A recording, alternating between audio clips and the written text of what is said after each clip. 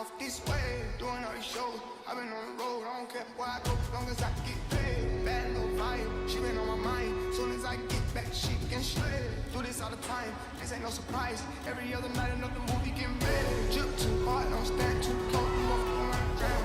Off this way, doing all these shows. I've been on the road, I don't care where I go, as long as I get paid. Bad little vibe, she been on my mind. Soon as I get back, she can shred. Do this all the time, this ain't no surprise. Every other night, another movie get made. Drip too hard, don't stand too close. You won't go around drown. Off this way, doing all these shows. I've been on the road, I don't care where I go, as long as I get paid. Bad little vibe, she been on my mind. Soon as I get back, she can shred. Do this all the time, this ain't no surprise. Every other night, another movie get made. Drip too hard, don't stand too close. You gon' go around drown. Off this way, doing all these shows. I've been on the road, I don't care where I go, as long as I get paid. Bad little vibe, she been on my mind. Soon as I get back, she can shred. Do this all the time, this ain't no surprise. Every other night, another movie get made.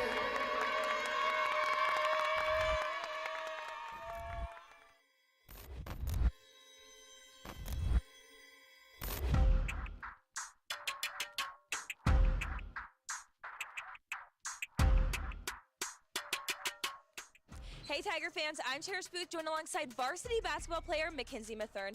Mackenzie, we're going into the first home game of this season. What can Tiger fans expect?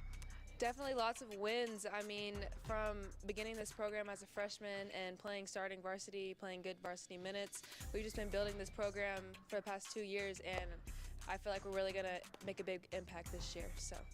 And going into your junior season, what is your mindset?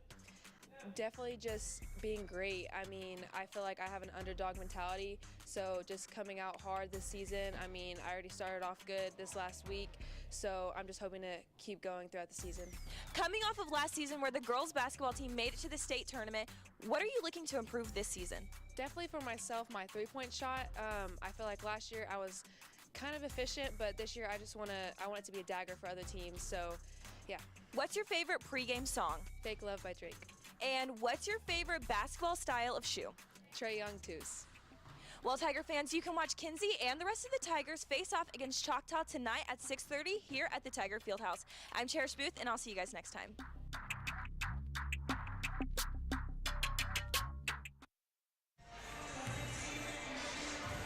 And welcome inside the Tiger Fieldhouse. I'm Dan Hawk. Alongside me is Tiffany Jones.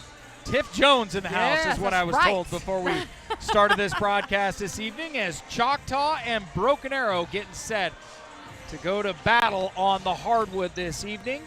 The Tigers 2-2, one in the district. Choctaw undefeated, the Yellow Jackets at 4-0. So Tiffany, this is kind of one of these games before we go on Christmas break. You do not want to drop it. You want to open up an early Christmas present. Yes, there you go, yeah, Christmas absolutely. in line. And so give me your breakdown for these Lady Tigers this evening, because this is a team that they're facing that they all can shoot three. They're very fundamental, and they're very senior-led. 5 seniors on this Yellow Jacket squad. Yeah, Coach Malloy's been at Choctaw for a long time, and there's a system in play. Those kids grow up. They know the system. His teams are typically very fundamental. I mean, they're very well coached. They're going to be able to shoot the three.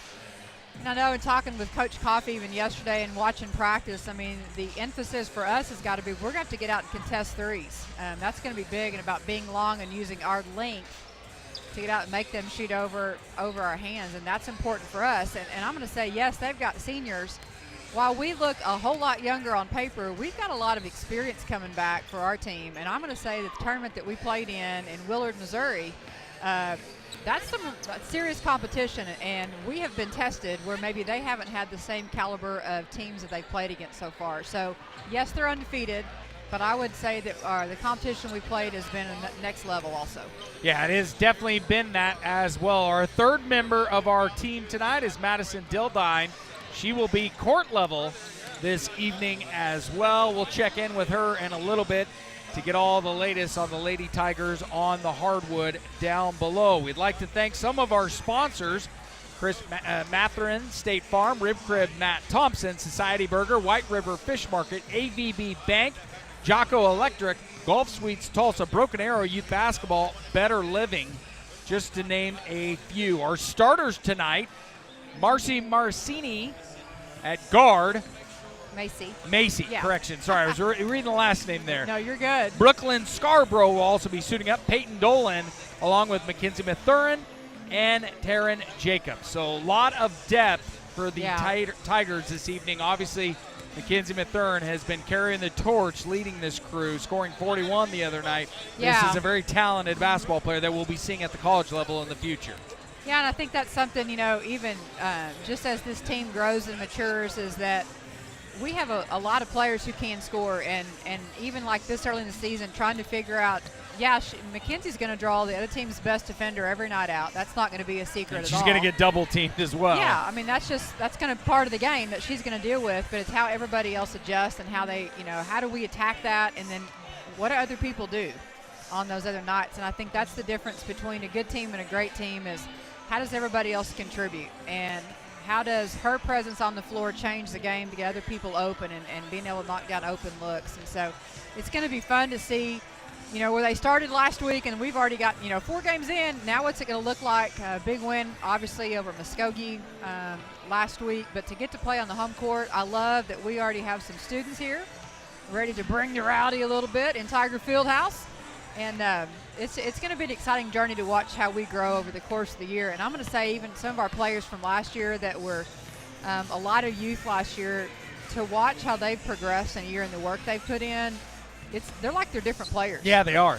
It's been fun just to see their progression. And I think Choctaw may be a little bit surprised when they leave Tiger Fieldhouse tonight. And, another aspect of this game, too, is with the Lady Tigers sitting at 2-2, not only would it be an early Christmas present, but they would also get back over 500 as well with a big-time win with Choctaw. Yeah, I mean, getting above 500, absolutely. And really, I mean, this is a showdown of 2 of the powers in the district, and that's something different.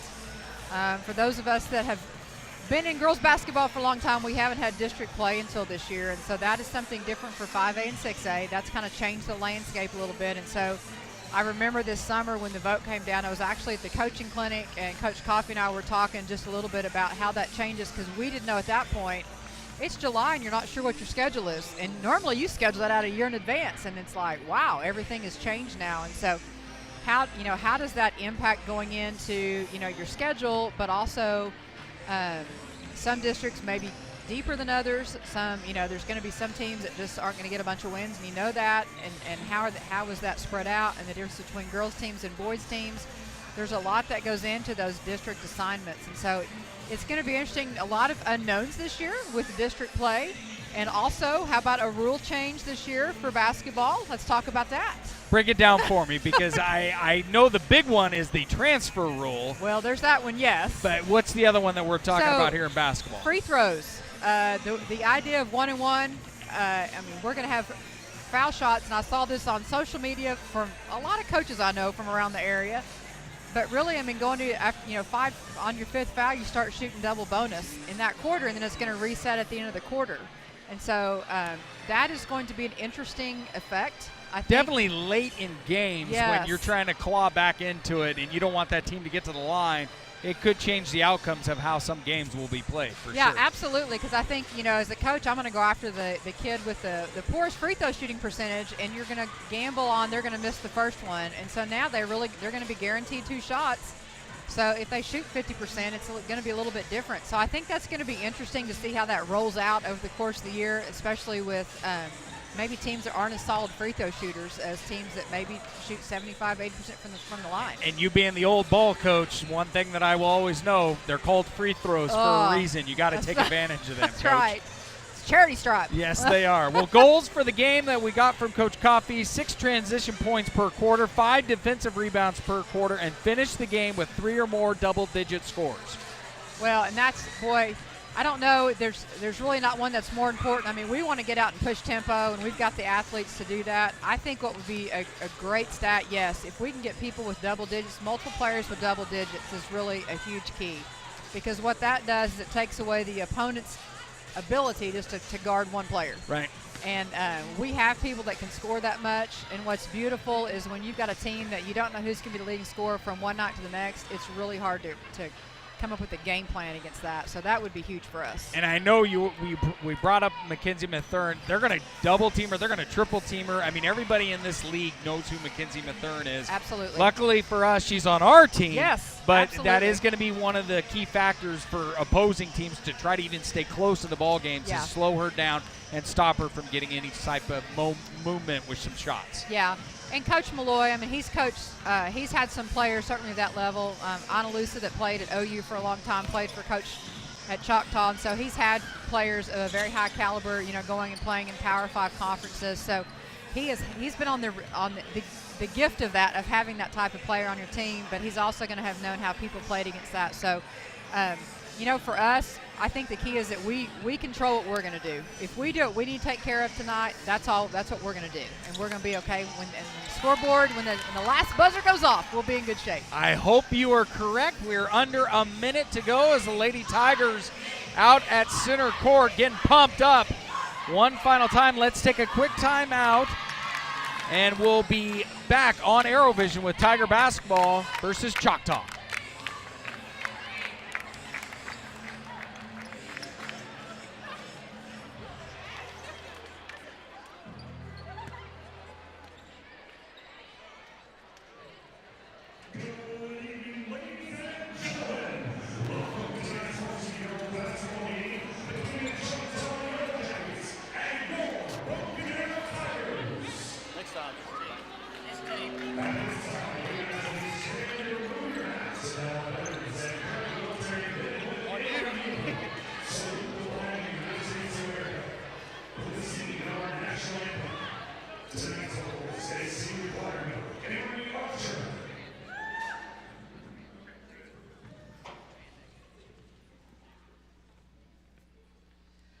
Oh, say, can you see by the dawn's early light what so proudly we hailed at the twilight's last gleaming, whose broad stripes and bright stars through the perilous fight o'er the ramparts we watched were so gallantly streaming, and the rocket's red glare, the bombs bursting in air, gave proof in the night that our flag was still there.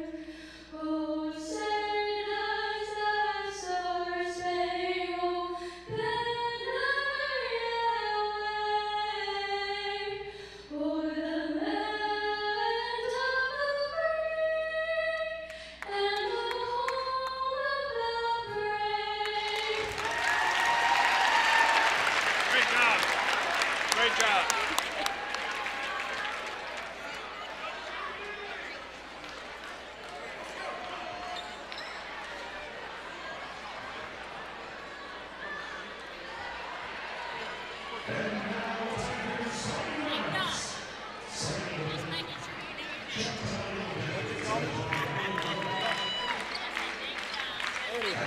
Where's Eddie? Where's Eddie at? Eddie got five. At card number 3, Caitlin Davis. At card number 13, Aaliyah DeVaughn. At card number 20, Brooke Curry. And at card number 21, Shelby Rigo.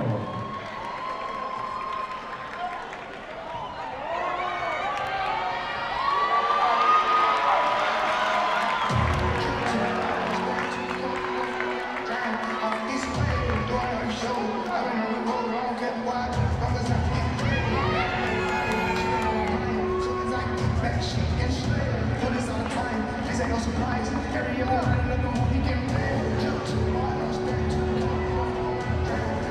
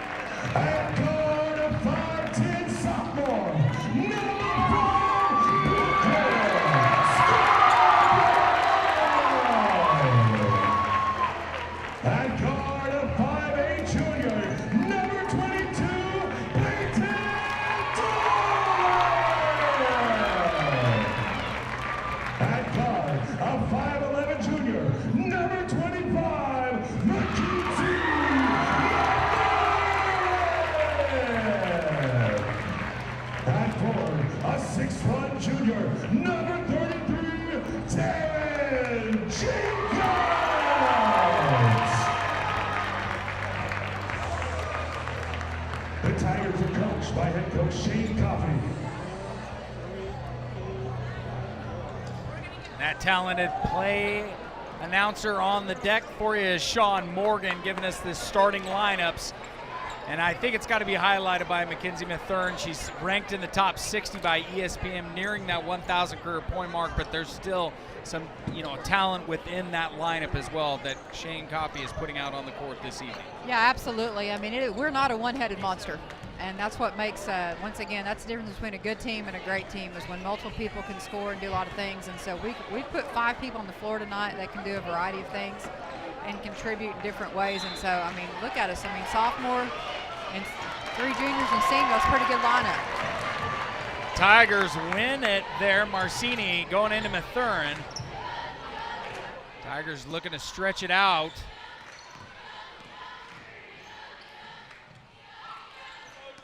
They're sophisticating, passing it around, finally getting it in the corner. And how about that? Mackenzie Mathern gets it to Peyton Dolan for the triple. And Tigers on the board, 3-0. Well, what's great, right off the bat, first possession, somebody else scores the first basket. Make them play honest. Tigers playing the man-to-man defense. As Caitlin Davis gets the jumper to go to cut the lead by 1. Tigers now back on the attack. But Dolan is called for a travel. Not something that we're going to want to see out of the Tigers this evening, but it's early. Yeah, absolutely. And a little anticipation of who was supposed to come up off the screen. We just didn't make it the ball reversal. Leah Duvall working the offense around. It's Choctaw getting guarded heavily by the Tigers in that man-to-man defense. As Ferrego kicks it out to Davis, rattles it out, no good for the triple. Marcini now going in the lane for the jumper, doesn't get the shooter's roll, but gets her own rebound, puts it off the glass. Again, no shot there. Caitlin Davis gobbles it up for the rebound for Choctaw. But Marcini nearly coming up with the steal and going to the hoop. Yeah, and I mean, one thing I thought last year was underrated, and yet I look at Macy's stats even going into this year, is she's already got 2 rebounds, an offensive, defensive rebound, and we're 2 minutes into the game. The Yellow Jackets now, 6:11 to go here in the first quarter. That ball just pops out of the hands of Addison Crayer. So the Choctaw will stick with the ball.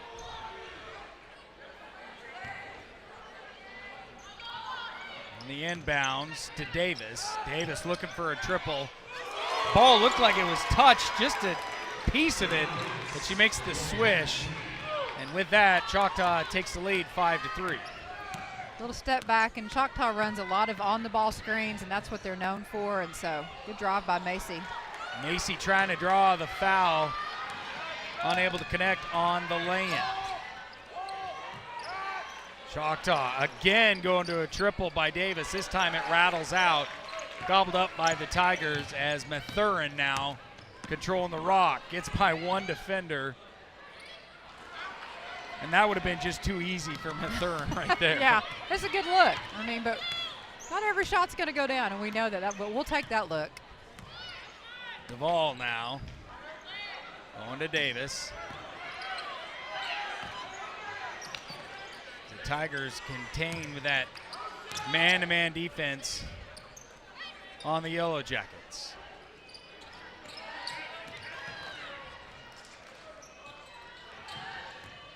Defensively, we're switching screens right now, giving them some trouble on the perimeter. And that's what we like to see early on out of Coffey's team, especially with a team that comes in with a 4-0 record, as Duvall gets it out to Curry, who bangs home a 3-pointer, and just like that, Choctaw takes an early 8-3 lead. It's like we're taking a 30-second timeout, but we've got to get out and contest shots, and I can promise you that's what Coach Coffey's saying right now. is about being long. We worked yesterday, the last few days, on switching screens and really getting our hands up and making them shoot over, and we're not keeping up with the shooters right now like we need to be. It also feels like those second chance after the shot, we need to clean up our rebounds as well. Yeah, crashing the boards, long shot, long rebound, but we can't give Choctaw open looks all night long. That will not bode well for us. The Tigers will come out of this timeout trailing 8-3 with 4:36 still to go here in the first quarter. Now in the lineup for the Tigers, Brooklyn Scarborough. She's going to inbounds it to Marcini. Marcini gets putting the moves on the Yellow Jackets, working inside to Mathern, and she paints it off the glass, and that makes it an 8-5 game with the quick cut in. Yeah, great backdoor cut. That was a good set coming out of the timeout. When you get a timeout like that, you want to run a set and come down and get a bucket, and that's exactly, we got the shot we needed. Big steal right there by Mathern. And Mathern doing some work now, taking it up court, out to the Tigers in the corner with Scarborough, and she's going to get a good defensive foul here. Yeah, good lift fake by Brooklyn, drawing the contact, going to the basket. That's a solid move for her. We need her to be able to attack the basket like that. So Tigers will reset on the inbounds with Marcini. Scarborough comes in inside, but is going to be called for the traveling. That was close though, but she didn't look like she had full possession of the basketball. Little fumble. But in that situation, you're going to be called for when the ref's right on top of it. Yeah. Little pressure by us here, getting trapped in the corners if possible. As the Yellow Jackets work again, the three-pointer, Curry off the mark. Nice rebound by Taryn Jacobs. Tigers trying to keep this offense going. There's Jacobs now, all alone behind the arc. And that one is just off the mark as Duvall gobbles up the rebound. Duvall over in the corner to Curry. Curry to the middle right now. there. She's going to be called for traveling. They called jump ball. I thought it was a travel first before they got her, but it was very close. Yeah, it was. Doesn't matter what I thought. The referee saw a little bit different. So Choctaw with a 3-point advantage right now with 3:20 to go as Davis over to her forward. To Mallory Hawk, no relation. It's a good thing you explained that. As Choctaw behind the arc again, it is good. Mallory Hawk with the dagger, 11-5. We went into this saying that they can all shoot threes, and they're taking advantage of that as Mathern's shot just off the mark hits the side of the glass. They're going to call the foul on the floor. Good job drawing contact there. McKenzie's good about going to the basket and drawing fouls. Well, we talked about that at the beginning, that the three-pointers could play a factor for Choctaw as a steal play for Choctaw now.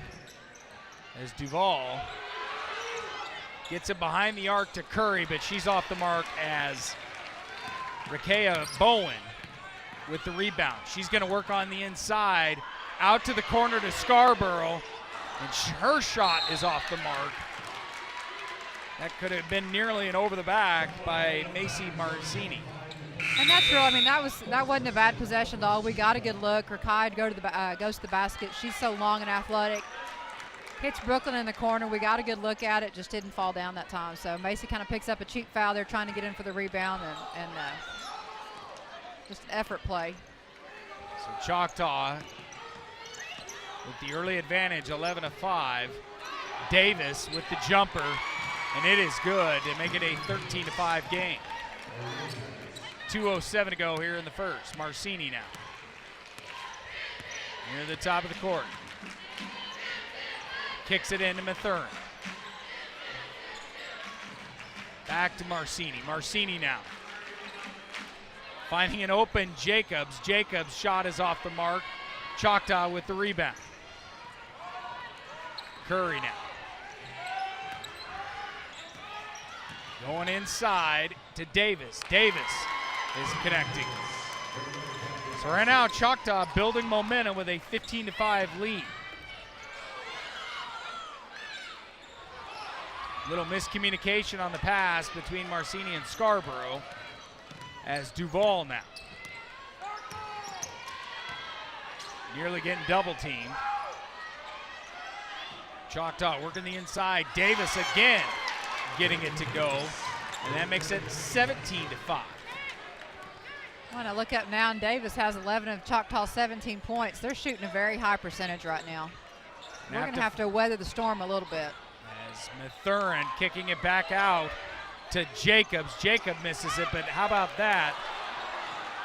The rebound nearly comes in the hands of the Tigers. So Choctaw probably going to slow it down here with 45 seconds left in the first. Curry to Duvall. Back to Davis.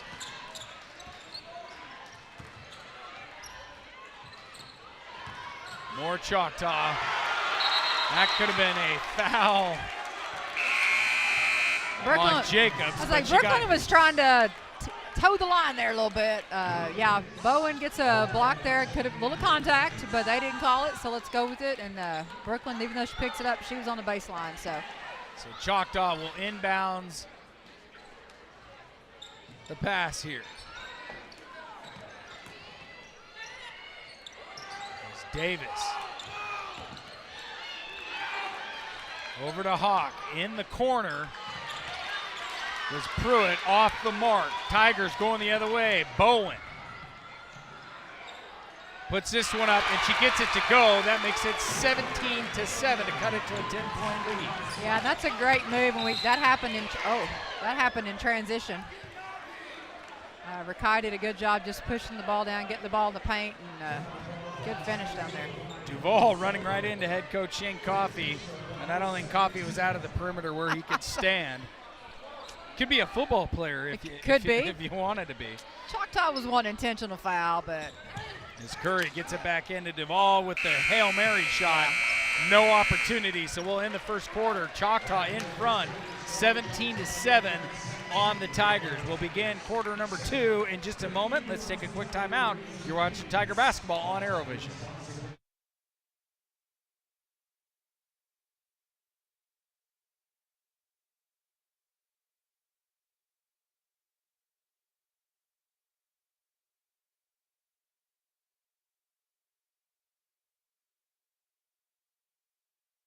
If you and your family have been waiting for the perfect time to jump into your dream home, it's here. We make buying a new home as easy as it is exciting with quick credit approvals and great rates. First National Bank of Broken Arrow. First people put people first. Matthews Ford in Broken Arrow has been collaborating with Broken Arrow Public Schools since 2016. Through this partnership, Matthews Ford sponsors the Broken Arrow Teacher of the Year Award by providing a courtesy car for the winner to drive throughout the year. We'd like to recognize Matthews Ford for their efforts in supporting educators and being a valuable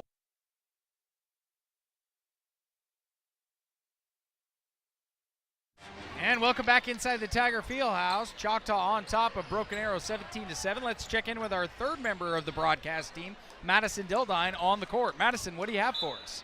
Yeah, guys, Coach Coffey was saying in that huddle, we knew that we would have jitterbugs. We knew we would be nervous. This is the home opener. But we have to stick to the game plan, and we have to close out. He said, stop giving up points. Dan? Very good stuff from Madison there. Kind of like what you said earlier, Coach Jones, that they needed to calm down, play their style of game. yeah, and we're okay. We just need to, once again, we come out at first possession and turn the ball over. So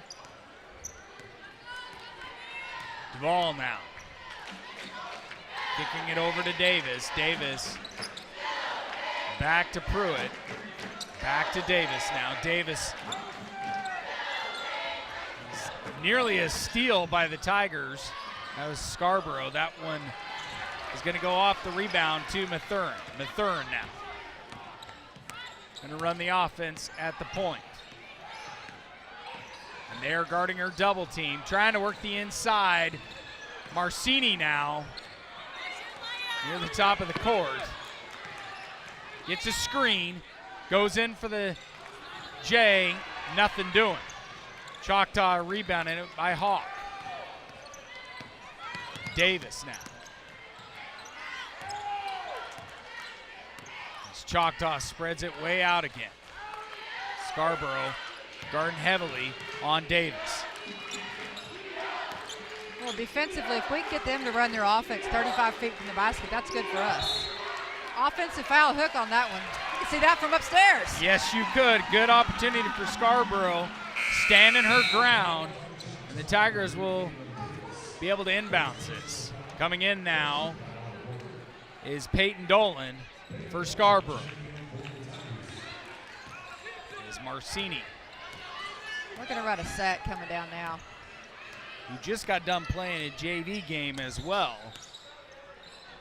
Marcini over to Mathern. Mathern making the three look easy, and that cuts a deficit by 7. And just like that. That's why she's committed to Nebraska in the top 60 by ESPN. 6:08 to go here in the first as Choctaw working low. Slowing the offense down. Curry now trying to get on the inside. Choctaw spreading it out once again. Trying to slow down that offense. There's Crayer. Near the left elbow. Duval to Crayer. Choctaw going deep with Pruitt. That rattles out. Marcini collects the rebound. Marcini pushing it up the court. Going to the corner to Bowen. Bowen with the double jump. That shot is off the mark as well. So kind of going back to what you said, Coach, they just need to get those second chance opportunities down low. Yeah, we're not crashing the offensive boards, and that's one thing. We've got an advantage, and we need to take it. I mean, our athleticism and length, but we're not doing that right now. Choctaw getting a gamer down low. That is Duval with a little misdirection. And now they lead it 19-10 with 4:52 to go here until halftime. Marcini now going right into coverage, kicking it out in the corner, and that bucket is good by Peyton Dolan. It's Peyton's second three of the night tonight, both off of passes, I believe, from Marcini. And that is Dolan's first points of the night as well, and it's a good one to cut the lead to 6. Bad pass by Choctaw. We're working it up the court to Mathern, and she makes, that one rattled out. I got too trigger happy, but how about that for the cleanup duty by Marcini? I was like, Macy comes in, says, I'll take that. But that's what we need. We need some second chance points. Second chance points come in the favor of the Tigers. They now trail 19-15, clawing back with 4:20 to go till halftime. Let's take a quick timeout on ArrowVision. You're watching Tiger basketball. If you and your family have been waiting for the perfect time to jump into your dream home, it's here. We make buying a new home as easy as it is exciting with quick credit approvals and great rates. First National Bank of Broken Arrow. First people put people first.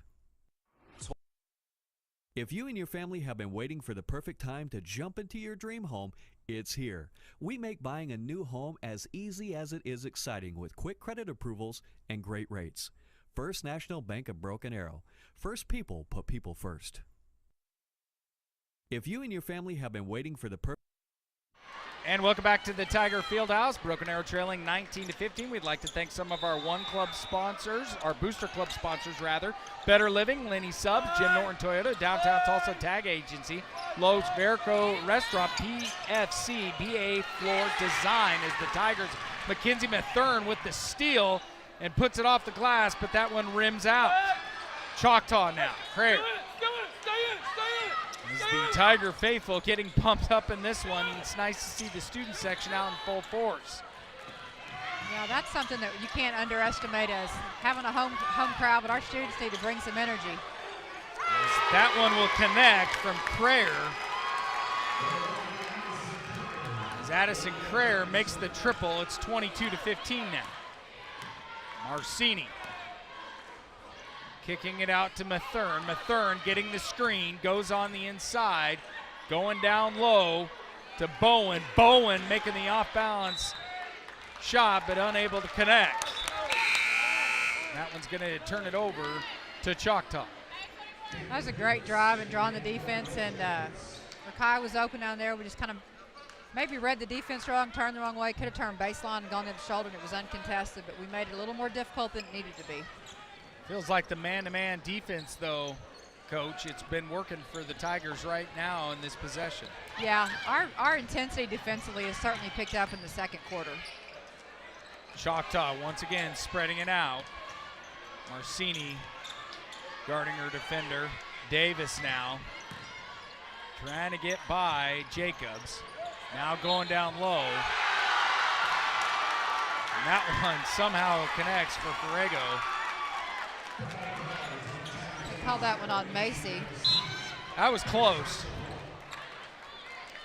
Yeah, I wasn't sure if they would call that on Macy or McKenzie, but they did. They got it on Macy. So Ferrego will have a chance for a three-point play here as Choctaw leads it 24-15 with 2:59 to go.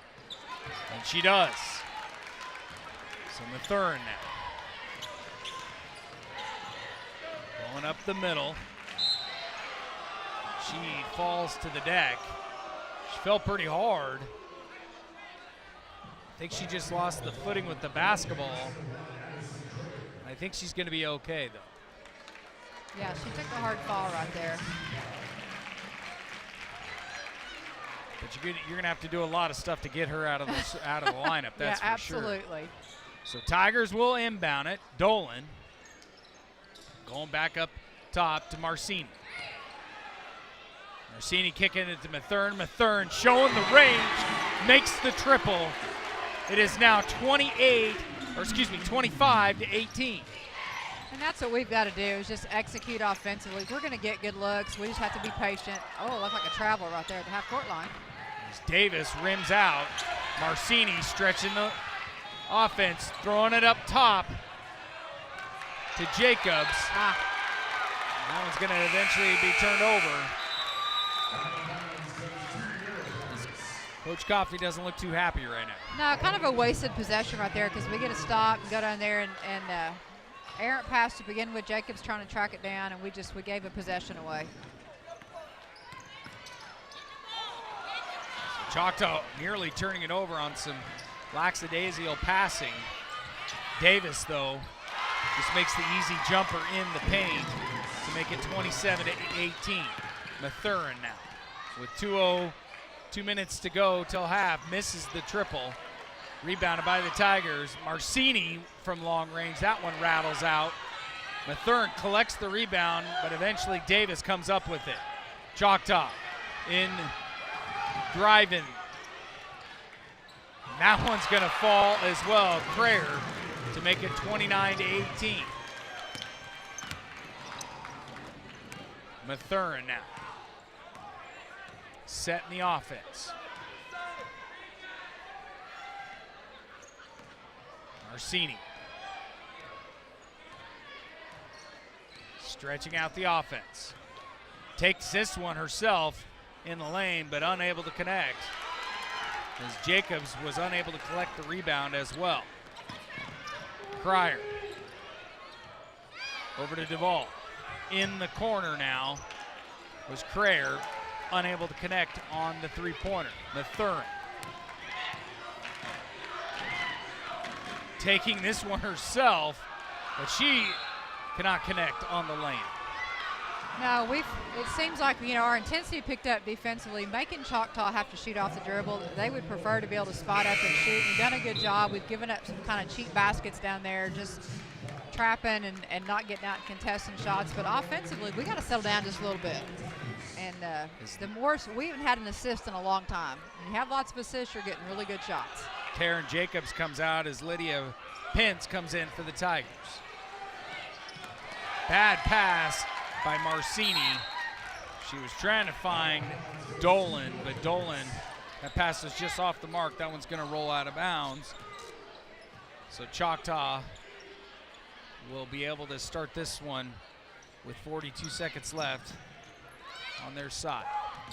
Duvall work in the middle to Crayer. Crayer unable to connect, and Looks like Choctaw's Hawk touches the line.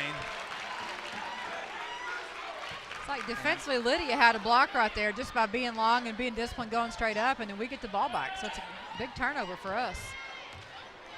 So now Marcini's going to slow it down with 30 seconds to go till halftime. Finding Mathern. Mathern wide open for the triple. Uncharacteristic, misses the three-pointer. Rebound goes to Choctaw. Crayer now all alone as the Tiger defense comes up. Oh. Mathern, I want to go back to her shot there, Coach. Yeah. Had plenty of opportunity there, could have slowed it down, and I think just took a shot too quickly in a lot of ways. Yeah, going to give up, and Brooklyn gets in there. They call that on Macy, another foul on her. That's not a foul you want to make with 14.76 seconds left. You get your point guard with another foul right now. Yeah, we seem to be rushing offensively. It's like the game, there's a difference between playing too fast sometimes. We want to play the right speed, but we seem to be playing a little fast. Just like Scarborough draws the foul there. Possession, though, is in favor of Choctaw. So they're in the bonus with 8 seconds left. Duval trying to find a cutting on the lay-in, and she's going to go to the line. Coming in for the Tigers is Rakaya Bowen. Once again, that's just, we need to be disciplined. Don't try to block it. Go straight up. Make them shoot over our outstretched arms. Just contesting shots. Because Choctaw would, that's, once again, we go back to they would rather shoot the spot-up threes, better for them than maybe going to the basket. We've got time to get a shot off, though. Kaya Bowen comes in for Brooklyn Scarborough. Duval misses the first one at the line, but she connects on the second one. Kind of a Manu Ginobili after the shot. Yeah. Last effort from Thurin. That is not going to go in. It is 30-18. Tigers trail. Let's check in with Madison Dildine. Actually, let's not. They're going to go into halftime trailing 30-18 as head coach Shane Coffey is going to look for some answers at the half, Coach. Yeah, they're going to go in there. We're going to talk about defense, what they needed to get stops, and then come back and execute on offense. And so they're going to have a lot to talk about at halftime, no doubt about that. But we're going to come out in the second half and settle down and execute a lot better. So I believe that we are getting ready to take a break as the Lady Tigers trail right now 30-18 against the Choctaw Little Jackets.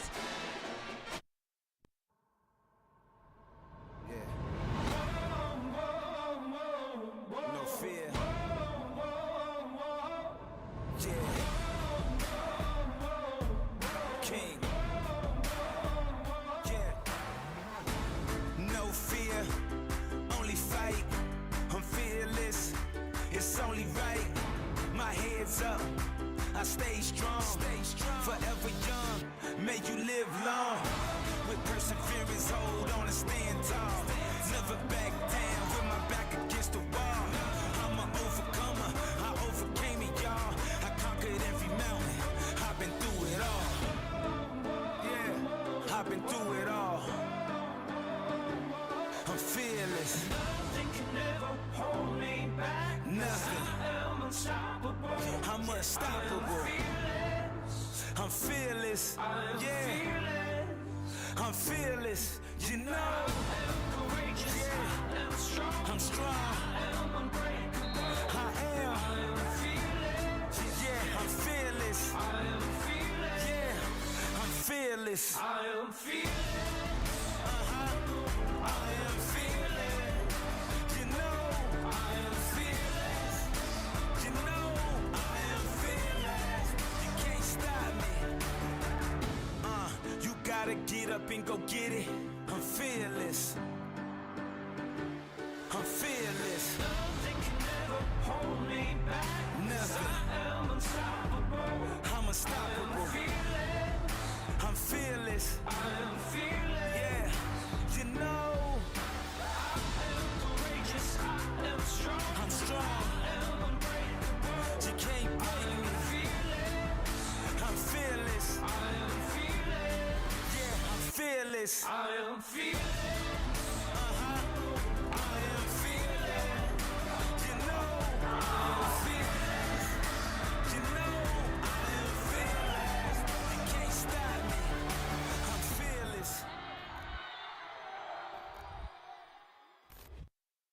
You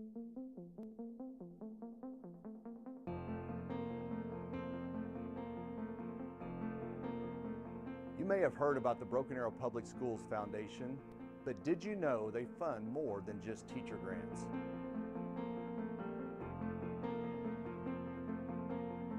We fund BizTown, an immersive learning experience that teaches all 5th grade students about business operations and leadership opportunities within our community. We support Project Graduation, a fun and safe event for our seniors to celebrate the culmination of their high school career. We fund the Read to Succeed initiative that puts 4 books in the hands of every 2nd grade student in the district. We support our site and district Teachers of the Year with monetary awards because we know teachers have the greatest impact on student learning.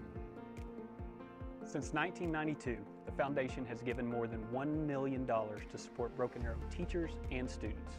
And that's only possible because of the generosity of our local community. With an established vision to promote academic excellence and provide enhanced educational opportunities for the talented young minds of our beloved community, the Broken Arrow Public Schools Foundation continues to have a lasting impact on students' lives. And it's easier than ever for you to join us in that mission.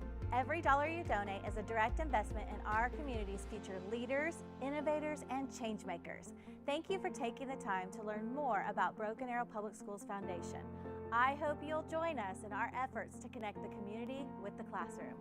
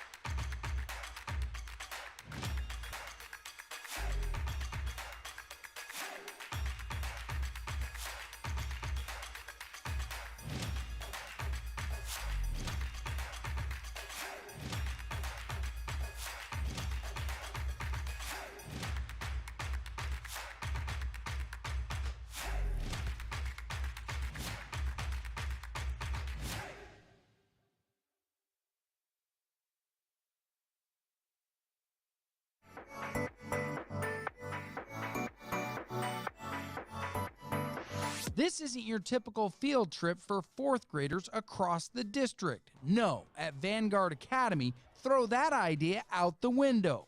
When these kids swing by, it's like stepping into a whole new world of learning. This is a great opportunity and a one-of-a-kind school for the students who might think a little differently, think outside the box, great collaborators, those kind of kids. And we wanted to plant the seed now in 4th grade so they would know, hey, I might want to go there. 1,600 enthusiastic 4th graders immersed themselves in interactive learning. This wasn't just about sparking their curiosity, it might have ignited their passion for learning in a major way. I thought we were just gonna go around and look at stuff, but it was really cool finding out that we were gonna get to touch stuff and do all this fun stuff. I never saw a plant in a greenhouse. This is my first time seeing a greenhouse too. It was an incredible experience. The Vanguard Academy classrooms buzz with life, exploring plants, animals, and diving into weight and buoyancy through an exciting boat challenge. Getting hands-on learning, I think it's one of the best ways. And welcome back inside the Tiger Fieldhouse. Tigers trail 30-18. Madison Dildine is court level with head coach Shane Coffey. Coach, how are you wanting to shift momentum in your favor this next half? You know, I think one of our biggest things that we've got to focus on going into the second half is our defensive presence. When we've really brought some energy and some excitement, we've caused them to play a lot faster than they want to. And we've got to close out with long hands and high hands. And if we do that, we'll get back in this basketball game for sure. How do you want to contain Davis? You know, the big thing is she's a spot-up shooter, and she's doing a great job of relocating. We just got to know her presence. We got to know where she is. We got to close out long and just know where she is at the end of the day. That's the biggest key for us right now. Thanks, Coach. So good stuff coming from head coach Shane Coffey. Coach Jones, what do you want to see out of the Tigers in this second half? Well, I think, defensively, we were a different team. Second quarter, I thought our defensive pressure was a lot better and making them shoot off the move, which, like Coach Coffey just said, Davis doesn't. She's a spot-up shooter. So we've got to continue to do a great job as far as pressuring and making them shoot off the dribble and not spot-up shooting. That way we know, once again, we got to keep up with Davis, and she's making things happen. That's what she's known for. And so we've got to do, yesterday we talked about, even in practice, Coach Coffey was talking about closing out, and the difference between closing out with your hands at waist level versus getting it up and making them shoot over. And I think our length and athleticism, we've got to take advantage of that, and we could get the rebound and go the other direction. And offensively, we've got to finish some shots, but we've got to get some second chance points. And right now we're not doing that on the offensive boards. And as we can see right now, the Tigers working behind the arc, trying to get some things going up in their warm-up drills here as Mathurin, Scarborough, Bowen all taking action behind the arc, shooting some three balls. So I think they're going to get that hopefully going in the second half of play. Well, and you think when you're shooting on your home court, they're in here every other week. Boys and girls, we rotate who's in the aux gym and who's in the main gym, and so hopefully this half we're going to settle down and shoot better offensively. We've had some wide open looks. The ball just hasn't gone down, so we can't panic. It's a long game. We still have time to get back in the game. We're down 12. But a quick turnaround, get some stops defensively and get on score, and the momentum is a crazy equalizer. Yes, it is, but stopping Davis here in this second half will be crucial for the Lady Tigers to get a back 500. They entered tonight's contest with a 2-2 mark. Choctaw 4-0. We'd love to thank our Booster Club sponsors, PFC, BA4 Design, Revitalize Medical Spa, Excume, Second Chief Principal, Fox 23, Carrie Williams, and Amber Dollar Mortgage as well. Proud sponsors for Tiger basketball, and we greatly appreciate your effort as well. On the floor for Choctaw, Cryer, along with Curry, Davis, and Ferrego. For the Tigers, Dolan, Scarborough, Mackenzie Mathurin, Taryn Jacobs. Scarborough's out and Bowen's in. Bowen's in, correction. Thank you for that. Yeah. So Choctaw going to start it off here in the second half. Tigers trying to do some double team work. As Duval shot is not even near the basket. Mathurin guarding heavily there. I was like, I think the whistle blew and everybody's trying to figure out what he called because there was no motion down there. No, there was no motion. It's like trying to figure out. Well, we had good defensive pressure and a loose ball. As Davis makes the shot in the corner to make it 32-18. Mathurin now going to Marcini. Tigers look like they're playing with a little bit more energy in this second half. Mathurin goes up for the shot, unable to make it, couldn't collect her rebound. As Duval nearly threw that one out of bounds, but the Tigers come up with it. Mathurin with a bad pass, and the ball's going to go back to Choctaw. Davis now. Could have been backcourt violation right there. Over the back, I mean. As Mathurin now collects the rebound for Broken Arrow. We've got to come down and have a good offensive possession right here. We need a good shot, big bucket. Marcini trying to work inside Mathurin, but that is going to be another costly turnover on the Tigers as Duval gets it to Davis. That's a carry right there. Davis' shot is off the mark. Marcini collects the rebound. Looked like a carry for sure as Marcini now. Behind the back. Looked like she was trying to get Duval to draw the foul. And she did get the foul in her favor. She got the call. She sold it a little bit, but yeah, we'll take it. We need that. It looked like a clear foul, though. Yeah. As Marcini gets it to Dolan. Tigers working it around, getting into their top scorer, Mathurin, but that one rattles off. As Davis tells her teammates to get into position. Duval now.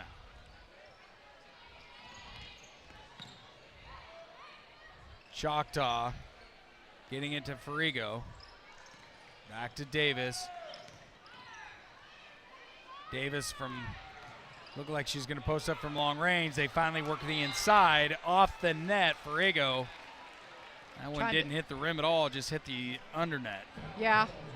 Literally, I'm trying to figure out where that foul was down there because looked pretty clean. I was just saying, a lot of space between the offense and the defense there. Defensively, it's like we've lost our energy for a little bit down there. Even kind of the feeling in the gym is not a lot of energy. We need our students to kind of get in the game, make a little bit of noise. We've got to execute. We're struggling offensively right now, and seems like when you struggle offensively, sometimes coming down and getting a wide open look or getting a little chip shot inside makes a big difference, and maybe that would help us offensively. As Ferrigo makes both free throws to make it a 34-18 lead in favor of the Yellow Jackets. Dolan to Jacobs. Tigers trying to stretch it around, resetting the offense with Marcini. Tigers trying to work down low to Jacobs, but she meets a lot of body on Choctaw, nothing doing. Other end, triple is good for Choctaw. That was Brooke Curry. That's her 6 points on the night as Choctaw leads at 37-18. Let's take a quick timeout on ArrowVision. Broken Arrow trails 37-18. If you and your family have been waiting for the perfect time to jump into your dream home, it's here. We make buying a new home as easy as it is exciting with quick credit approvals and great rates. First National Bank of Broken Arrow. First people put people first.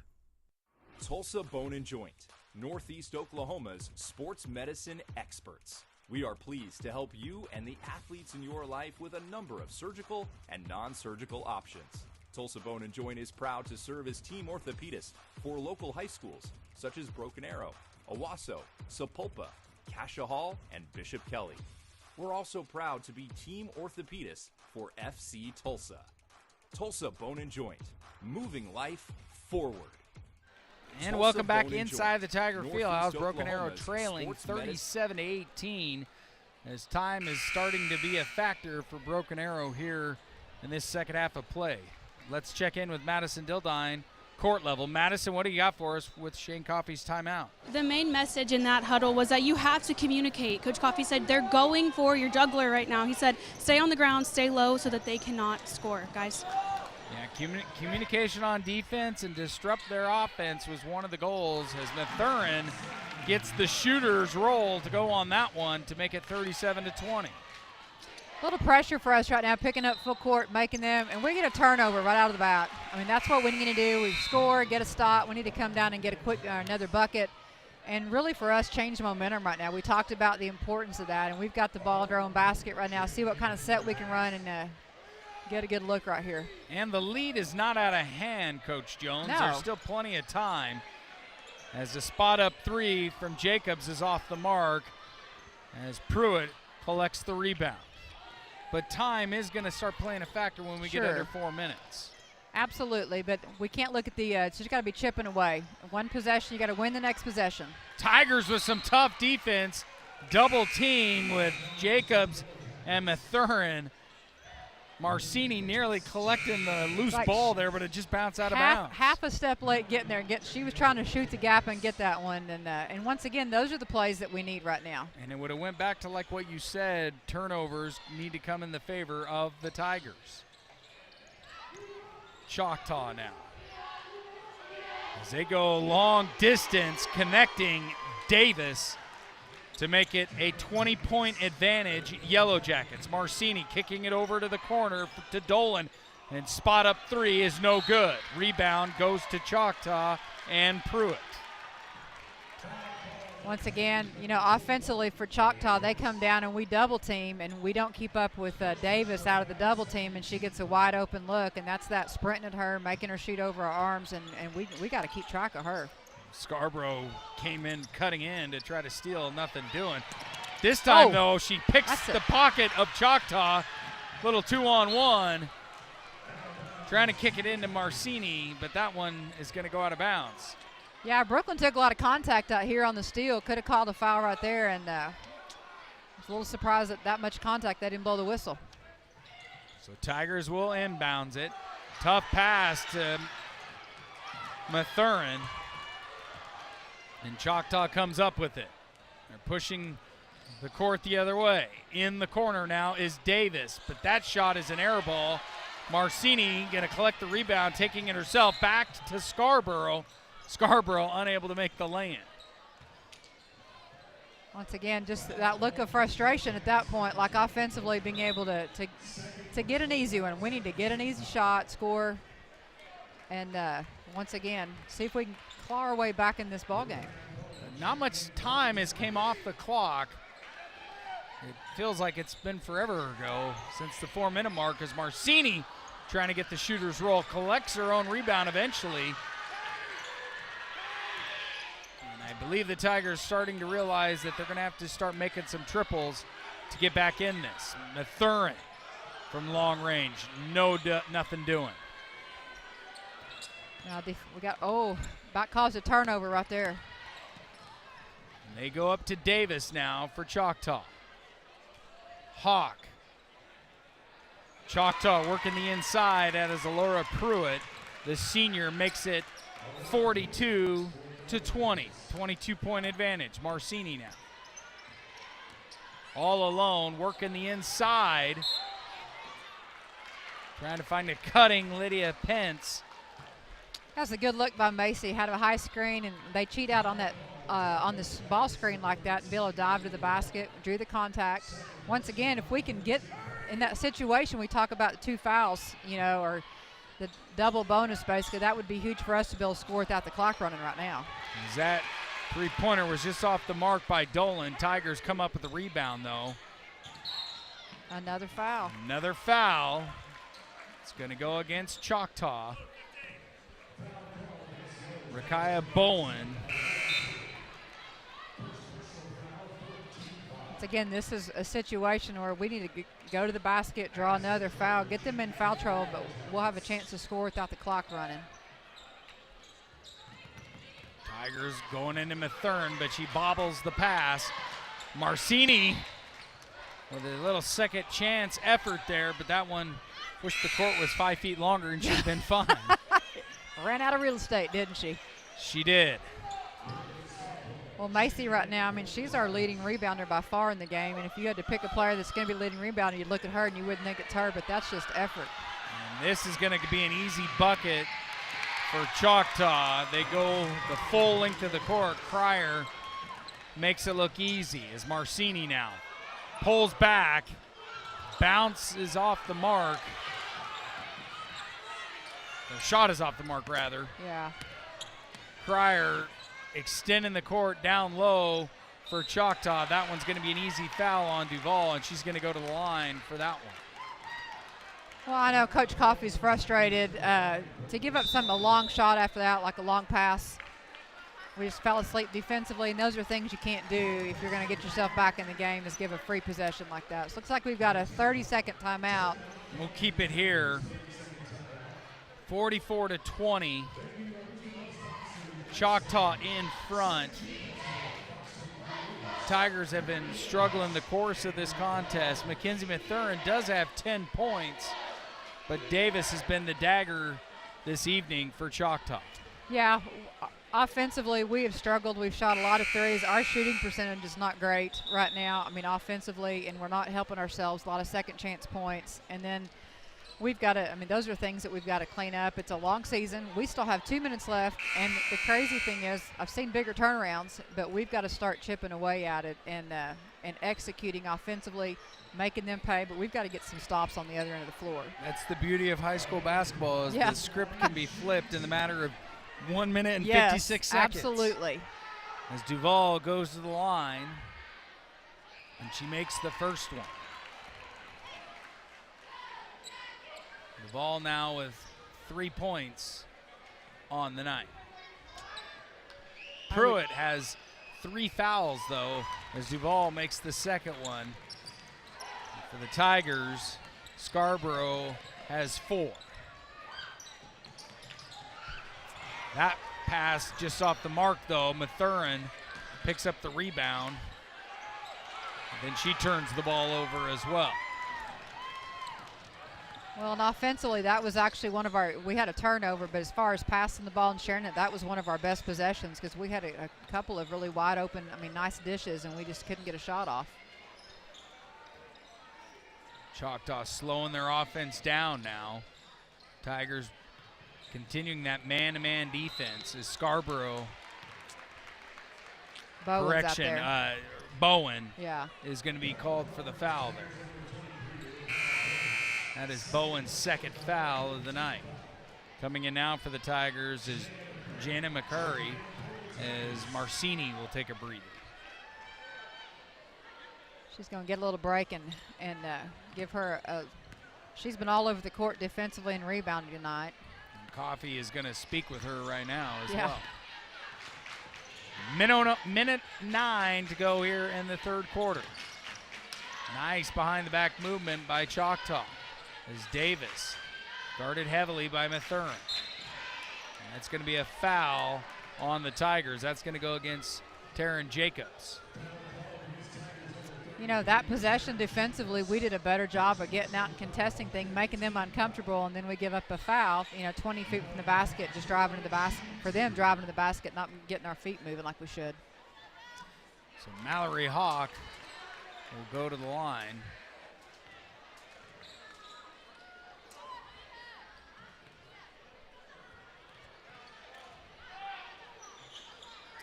Misses the second one. Rebound to Bowen. Bowen stretching the court. Goes all the way to the hoop, unable to get it to go. As Jacobs collected the rebound for the Tigers and will go to the line. So we're looking at, 48 seconds and some change left in this quarter and going in this last minute and then the fourth quarter. This is going to be a character check for us. What are we going to do and how are we going to respond to this? And are we going to compete and really get after it? And I'm sure that's what Coach Coffey has probably brought up more than once already, and even those conversations on the bench he's having with players is there's a lot of game left. We're not going to lay down and die. Going back to his keys to victory, rebounding, getting those extra possessions, value each possession, limit turnovers, and obviously the key one, play hard, play smart, and play together. Some of those they've been able to succeed, but some of those it's been a struggle tonight for Broken Arrow. Here's McCrary. Tigers trying to go deep again. That shot is off the mark for Bowen. McCrary finding to Davis. Davis nearly getting double teamed. With an off-balance pass by Curry. It nearly resulted in a turnover opportunity for the Tigers, but Davis was there to collect the pass. They're gonna, once again, staying up with Davis. Like she seems to get the loose balls and they get the ball. They're gonna run their offense through her, and she's really hurt us offensively tonight. And it seems like we put enough pressure on them and we almost turn them over, and then guess who gets the ball? Davis. Davis again. She's got 19. And she connects to give herself 20 points so far in the night. As Broken Arrow trails by 28. 23 seconds left here in the third quarter.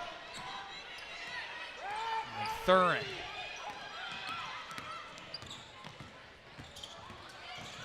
Dribbling from one side of the court to the other, spots up and cannot connect on the J.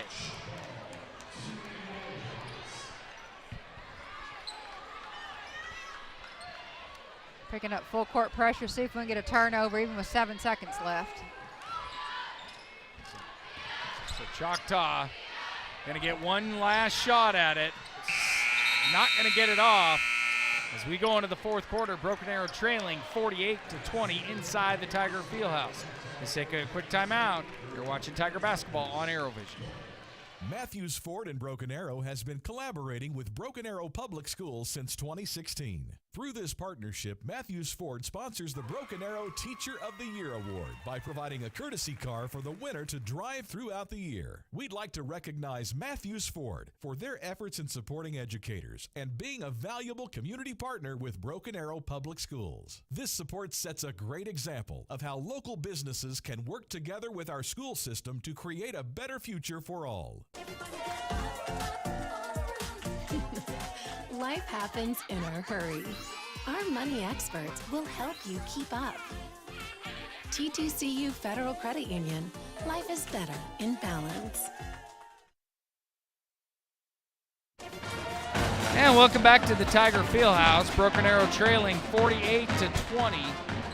It's going to come down to the fourth quarter push for the Lady Tigers if they want to get above 500. Choctaw coming into the contest with a 4 wins, 0 losses. Broken Arrow with 2 wins and 2 losses. I'm joined by Tiffany Jones on color analyst and Madison Dildine, court level. And we'll check in with Madison right now as the Tigers ended their third quarter coming into the fourth. Madison, what do you got for us? Coach Coffey had his play board, and he said 18-2 was that last quarter. He said, you scored 1 basket. He said, we aren't sticking to the game plan. We have to dig deep if you don't want to lose by 15. He said, it starts now. Dan? Pretty solid advice. I don't know what else to say there. You got to find your opportunities to score, and you got to make those second chance points when they're given to you.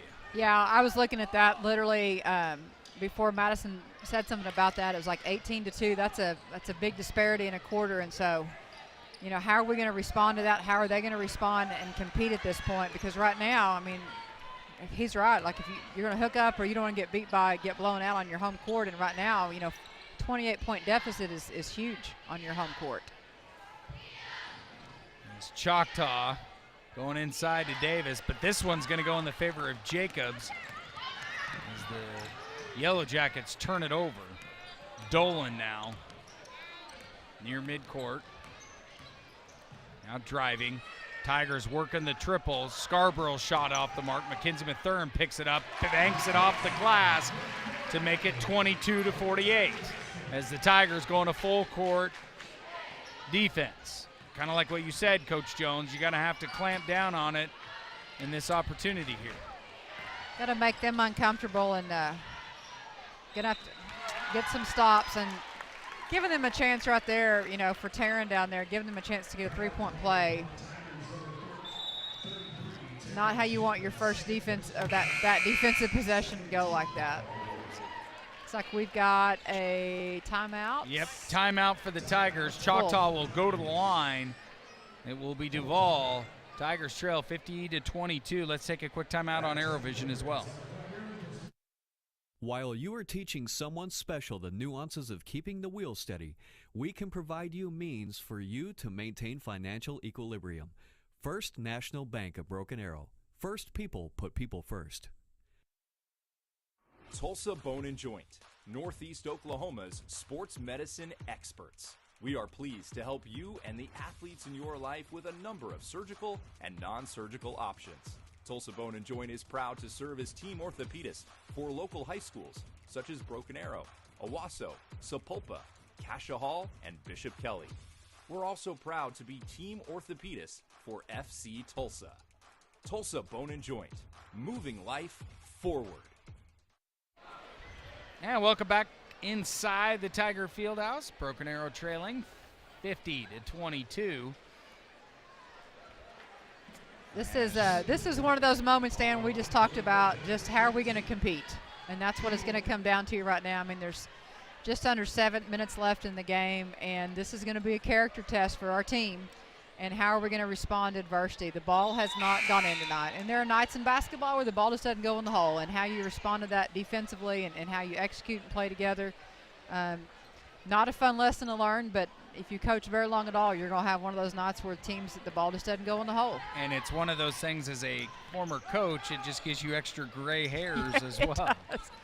I've had to color a lot of those over the years. As Mathurin goes to Marcini, Tigers working the inside to Pence. Now Mathurin kicks it inside, and a great quick pass to Marcini. And that makes it 51-24. As the Tigers go back to that full court defense, and I'm assuming we're going to see that the rest of the outcome. Yeah, we've got to keep trying to make them play faster than we want to play. We get a stop down there, get a rebound. That's awesome. As Bowen collects the rebound, she's going to be called for traveling. And Coach Coffey not happy about that one. And I think it's just frustration of looking at the scoreboard and just seeing how the team has played. And I don't really believe that was a bad call where the referee was all on top of it at that moment right there. No, we get a stop defensively, then we don't go down and capitalize on it. As Choctaw goes behind the arc, nothing doing there for Another Duvall. rebound by Macy. Tigers now working quickly. That one goes out of bounds. I don't know if that was a pass or if she was going for the shot there. It was a little bit of both. Going for the shot, but they definitely, had their hands up on it. It was so tight that it was hard to tell there for a second. Bowen paints it off the glass. That makes it 26-51 in favor of Choctaw. Macy did a good job just getting the ball to the open man right there. The Tigers going back on defense, trying to do that full court defense, but that time it's going to burn them as Duvall paints it off the glass, 53-26 now. Mathurin trying to do a spin move, trips over her own ball as Davis is all alone on the other end. They work inside to Cryer. She's unable to get it to go. Marcini now. Out for a triple, connects. That is Bowen from long distance, and she's now doubled up her point total to 7. 53-29 with 5 minutes left in the fourth. Let's take a quick timeout. You're watching Tiger Basketball on ArrowVision. There is nothing like teaching about the rewards in life, like catching that first big fish. Now they can learn about other rewards by opening up My First Savings account just for them. First National Bank of Broken Arrow. First people put people first. Racing towards the end of the month? Ask about our early pay options. TTCU Federal Credit Union. Life is better in balance. And welcome back inside the Tiger Fieldhouse. Madison Dildine just got the huddle from head coach Shane Coffey. What do you got for us? In the last timeout, Coach Coffey was saying there's no fight. You have no fire in your eyes. This timeout, he said, there's that hunger I've been looking for. Dan? Gotta love the hunger. Absolutely. You're gonna have to put it into full strength with 5 minutes to go. But you've seen crazier things happen in high school basketball. Absolutely. You know, one thing that we have noticed just how we're sharing the ball. You got to make shots to get assists, but we've had assists the last 2 or 3 minutes. We've had more than we've had in a long time since really the second quarter, and so sharing the ball, getting your teammates wide open looks. That's what we've got to do to get ourselves, close the gap a little bit. Choctaw going to capitalize on that full court defense as Addison Crayer left all alone. Coming back in eventually will be Taryn Jacobs. Tigers now working the rock around again. Time is obviously playing a factor in this one as Marcini over to Dolan to Mathurin. Mathurin from long range, shot off the mark, rebound, Tigers though. But eventually gets in the hands of Davis. Davis going to go the full length of the court, and she is fouled by Marcini. That is Marcini's second of the contest. Yeah, we go back, just offensively. We didn't execute as well offensively on that possession.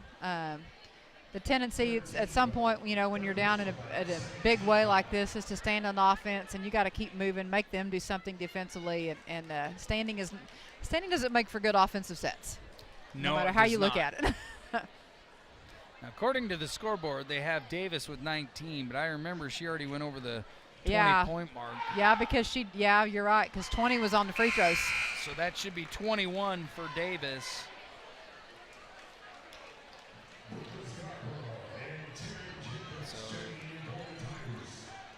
Scarborough and Jacobs will be checking in. Getting a breather will be Dolan along with Pence, as Davis connects on both free throws to make it 57-29.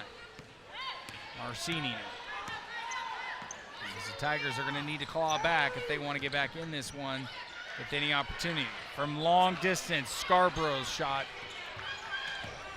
off the mark, but Marcini double teamed. And Tigers are going to get an inbounds pass here. Defensively that time, Brooklyn gets a 3 off, but Choctaw's, their hands are up, and they're getting tips on shots and passes because of how long they're playing. Yeah, they haven't made it easy tonight. No. Length, triples, it's been good for Choctaw as Marcini's shot rattles out. Double team with Scarborough Mathurin on Cryer. So that will go in favor, because we were in the bonus for the Tigers. As Bowen misses the off-balance shot. Called that on Choctaw, I believe. Yeah. Called it on the rebound. Mathurin had inside position. They called it on Choctaw on the board. Mathurin calling for it way out there. And that shot is off the mark by Scarborough. Marcini was trying to hit the toes of Curry, but misses it. I'll tell you what. But hey, we'll go to the line with Bowen. But I'm going to say it again. Macy she's not going to back down from anybody. And she's continued to, I'm looking at her she line might be tonight. 5'5", but she plays like 6'5". I'll just Golly. say that. She is, she's been on the boards, but she's just aggressive. She goes and gets the ball. And so she's leading rebounder. Well, Coach Jones, the other thing that's fascinating about her is, she played a full game earlier at the JV level and is now coming up here as well. Mathurin gets a rebound and a putback. So Tigers trying to claw back into this one. Not giving up. There's Crayer. Pretty close to a travel there. It was close.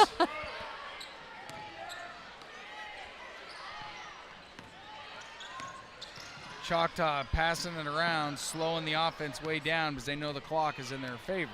Yeah, absolutely.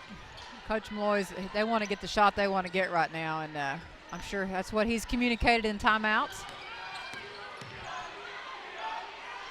As they're spreading that offense way out, and until the shot clock comes to Oklahoma high school basketball, yes, this is in the favor of opposing teams at the wide margin with the lead. Yeah. It's been quite the interesting discussion how that will someday affect high school basketball, because it does make a difference. 100% as Mathurin trying to get something going. Nearly gets an opportunity for a turnover, but Davis hangs on. Foul is going to go against Bowen as Dolan comes back in for Bowen as well.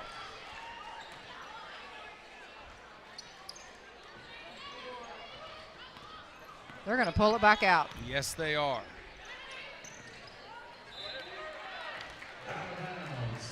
Yeah, good job by Peyton Dolan getting out in the passing lane. She caused that turnover just when the girl picks up her dribble, getting out and denying, and we get a possession out of it.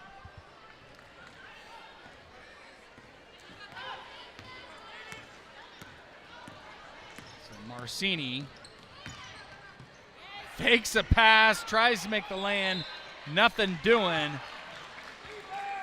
As Jacobs comes up with the rebound, but she was unable to get the shot to go as well.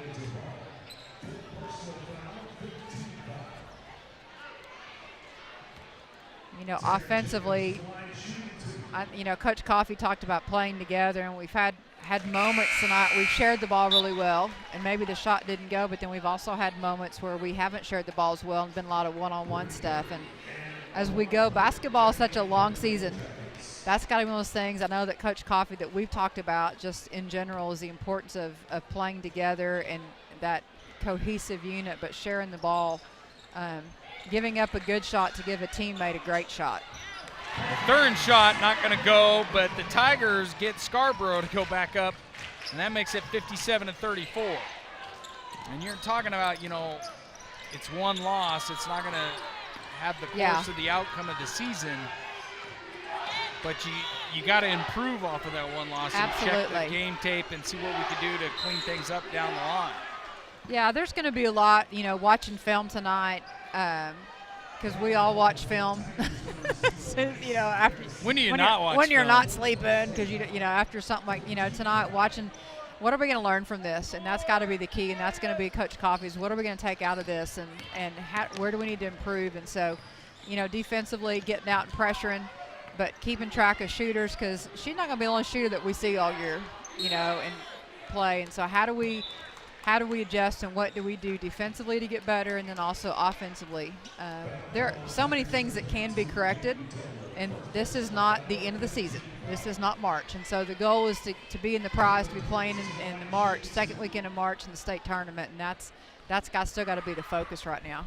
Well, and the other aspect, especially with this Choctaw team, is they're a heavy senior team. Yeah. 5 seniors out of the 15 players, but those 5 seniors have seen the court tonight, led by Davis. She's got 21, 20-something. 20. I think it's 24 now. Yeah.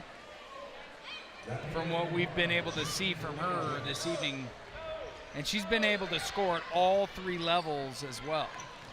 Well, you take out, I know we had some periods last year, literally like a quarter, where we would just not score very much. And you think about even our third quarter tonight, that was the quarter. And we're 25 points down, but you look at that quarter and getting scored, outscored 18-2, and take away that quarter, and that changes the entire game. As Mathern is called for a foul there. That is her 3rd foul. Mathern only 7 points tonight. And this is going to be a night that she's going to remember when she's looking at the game tape as well. Well, I think does she have 14? I think she's got 14 tonight. Correction, 14, but 3 fouls. Yeah. It's just, offensively, once again, we didn't execute as well as we could have offensively, and then gave up some things defensively, and really we went through talk about a scoring drought. It was a famine for a while, and you can't have those against really good teams. And Choctaw is, once again, you said it, they're senior heavy. They've been there, done that, and so we can't go for that long without scoring. And as Mathurin chucks up a desperation 3, nothing doing, ball on the deck. And it's going to be a timeout in favor of Choctaw. We'll take a quick timeout as well, as Choctaw leading it 61-34. You're watching Tiger Basketball on ArrowVision.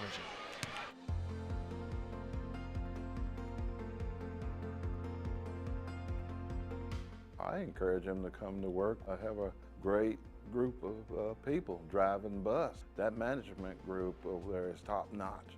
That's the best management group I ever worked for, that cares about you, cares about the student, make sure you have the proper equipment to do the job. Favorite part of my job, in the morning and in the evening, when I say, good morning, have a good evening. Look forward to seeing you tomorrow. And welcome back inside the Tiger Fieldhouse. Minute left to go in the ball game. Tigers trailing 61-34. And I want to go back to that run in the first quarter. I believe it was 15-7 in favor of Choctaw. And that's just kind of, it's hard to say it, but it's kind of where the wheels kind of came off on tonight's contest. Yeah, I mean, it really did. It was like that was kind of one of those defining moments, and just a few possessions where they come down and get wide open looks and score, and we turned the ball over, didn't get good looks. The ball just didn't go in, and really it kind of took the air out of us right off the bat tonight. And I think Coach Coffey, wasn't thrilled with our energy and our intensity, and I think that was part of it when that happened.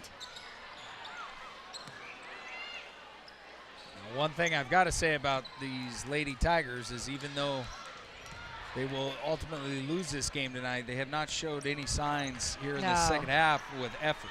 Yeah, no, and I would expect nothing less from them because they want to be warriors. They want to compete, and they want to be at this high level. They want to be able to compete at a high level, and so tonight's going to be a learning experience. What are we going to take out of it? What do we come back and look at? Work out tomorrow. But what do we learn from watching film, and what do we learn about ourselves? What do we need to work on? And so, having tough competition early in the year, hey, it's an opportunity for growth and learning. So we're going to get better out of this, and that's going to be the goal. Is that we're going to be better next time we play Choctaw because we'll travel to their place and play them there, and they're going to see a different team from us as we grow over the course of the season. We got a long way to go, but yes, it's early. We do. Yes, we do. Tigers lose a tough one tonight, 61-34. They fall to 2-3 on the year. Choctaw improves to 5-0 on the year. The boys' game will start up in just a little while. Let's go to Madison Dildine on the court with head coach Shane Coffey. What was the difference in the game from your perspective? I just felt like they were hungrier tonight. And, we went in going into this game knowing that we beat them on their home court last year in a big, big game. And we knew that this is what they were going to give us. We did not answer the plate today by any means. So we've got a lot to do to get better, to mature in certain areas, but we'll get there. You know us. Thanks, Coach. And thanks very much from Madison Dildine talking to head coach Shane Coffey on the court. I know you have some final stats for us here. Overall, what do you see out of this Tiger team this evening, Coach? Well, I think one thing, I want to shout out Macy Marcini. She led our team in rebounding. It wasn't even close. And assist. And I want to say, when your point guard's your leading rebounder, she's got the attitude and she will go get the ball, but we've got to have some other people in there crashing the boards. Offensively, we got to get some more rebounds, and that's got to be something I think that goes back to what Coach Coffey just says, that hunger. I was at the game last year when we beat them at their own place, and I think that's key. That rebounding is effort, and it's who wants the ball the most, and we've got to pick up the intensity on that end. And then once again, how are we playing together as a cohesive unit, sharing the ball? And those are things that we can get better on, and we will get better on, and we're going to continue to grow. This is a long season. We're going to keep getting better every day. Yes, we will. Tigers will be on the road against Ponca City on December the 15th. Tigers fall tonight against Choctaw. The boys' game coming up in just a little bit. You're watching Tiger basketball on ArrowVision.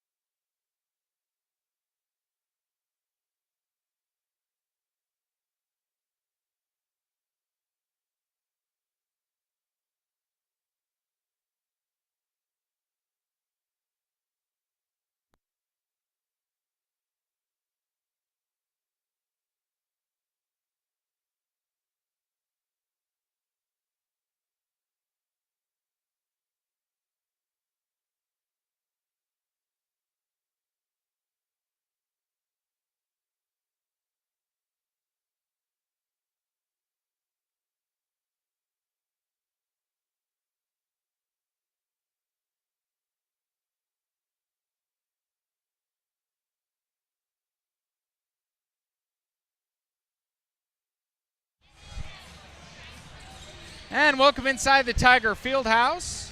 Lady Tigers falling to Choctaw. The boys looking to respond against the Yellow Jackets this evening. Broken Arrow comes in with a 4-0 record, 1-0 in district.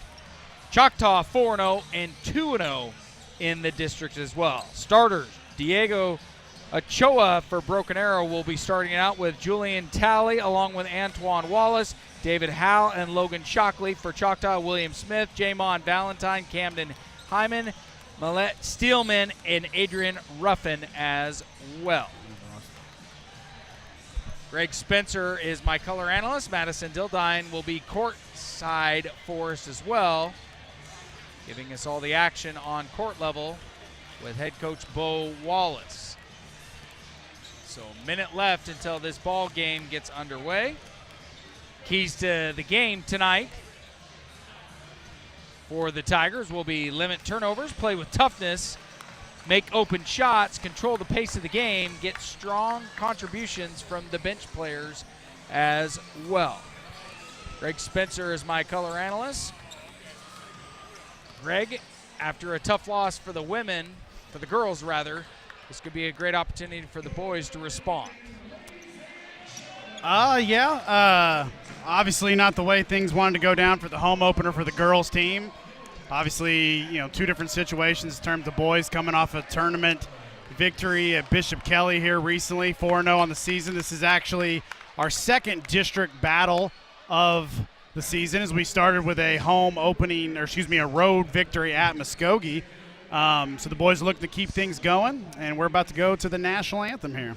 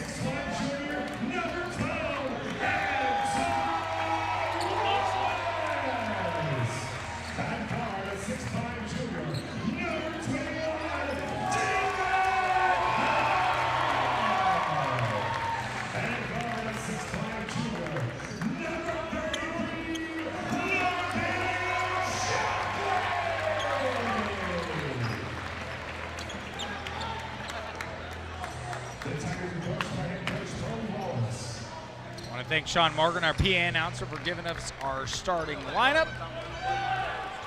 Greg, Tiger basketball on ArrowVision inside the field house. Tigers have an opportunity to go to 5-0 on the season this evening against this Yellow Jacket squad.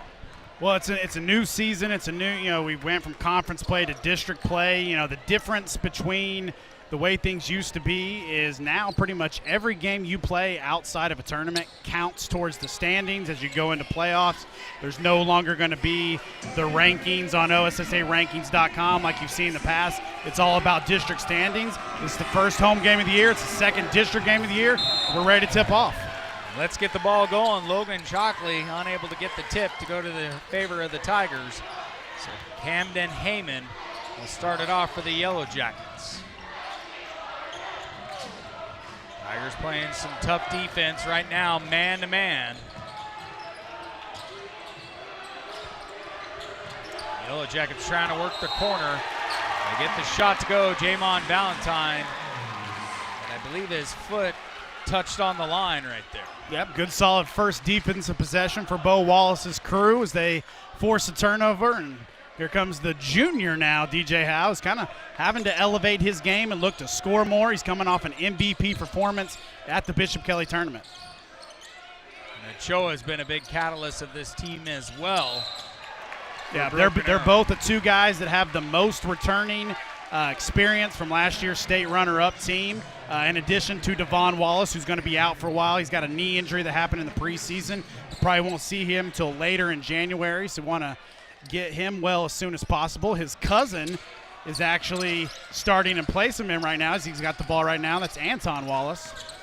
As Ochoa, spot-up jumper, rattles out. Rebound goes to Choctaw. Choctaw pushing the base. Heyman. A little bit of a quick whistle there, Dan. Pretty good defense moving to feet by Ochoa. And talking about fouls, for those of you that are watching at home, there's new rules. It's the biggest rule change that we have is there's no longer a 1-on-1. It's a 5-shot bonus, a 2-shot bonus. Every quarter it resets, and you get 2 shots when you get to 5 fouls, so it's really changed a lot. As Talley pushes the court to Ochoa, a shot just off the mark. Rebound goes to Choctaw. Coach Wall said it's changed the flow of the game a lot. You're not seeing as much free throws, but then you're seeing a lot of fouls at the end of quarters. Kind of teams trying to, they may not be in a bonus type situation yet, so it's causing a lot of fouls at the end of quarters. As Howell's pushing it down low, that shot is good for Logan Shockley. Could have went for the dunk, but hey, let's just get the points and get on the board first. Yeah, Shockley's a guy that got a lot of JV minutes last year. Becoming an integral part as a starter, kind of replacing some of those key guys. Nice job running the floor from the big man. Yeah, just a junior, 6'5". His presence will be felt down low this evening as Valentine trying to go in the middle, but he loses the ball, and that's going to be a turnover, and that'll go for the Tigers. So last possession we had a whistle we weren't sure about there, and then we probably kind of balanced it out there with maybe a no call.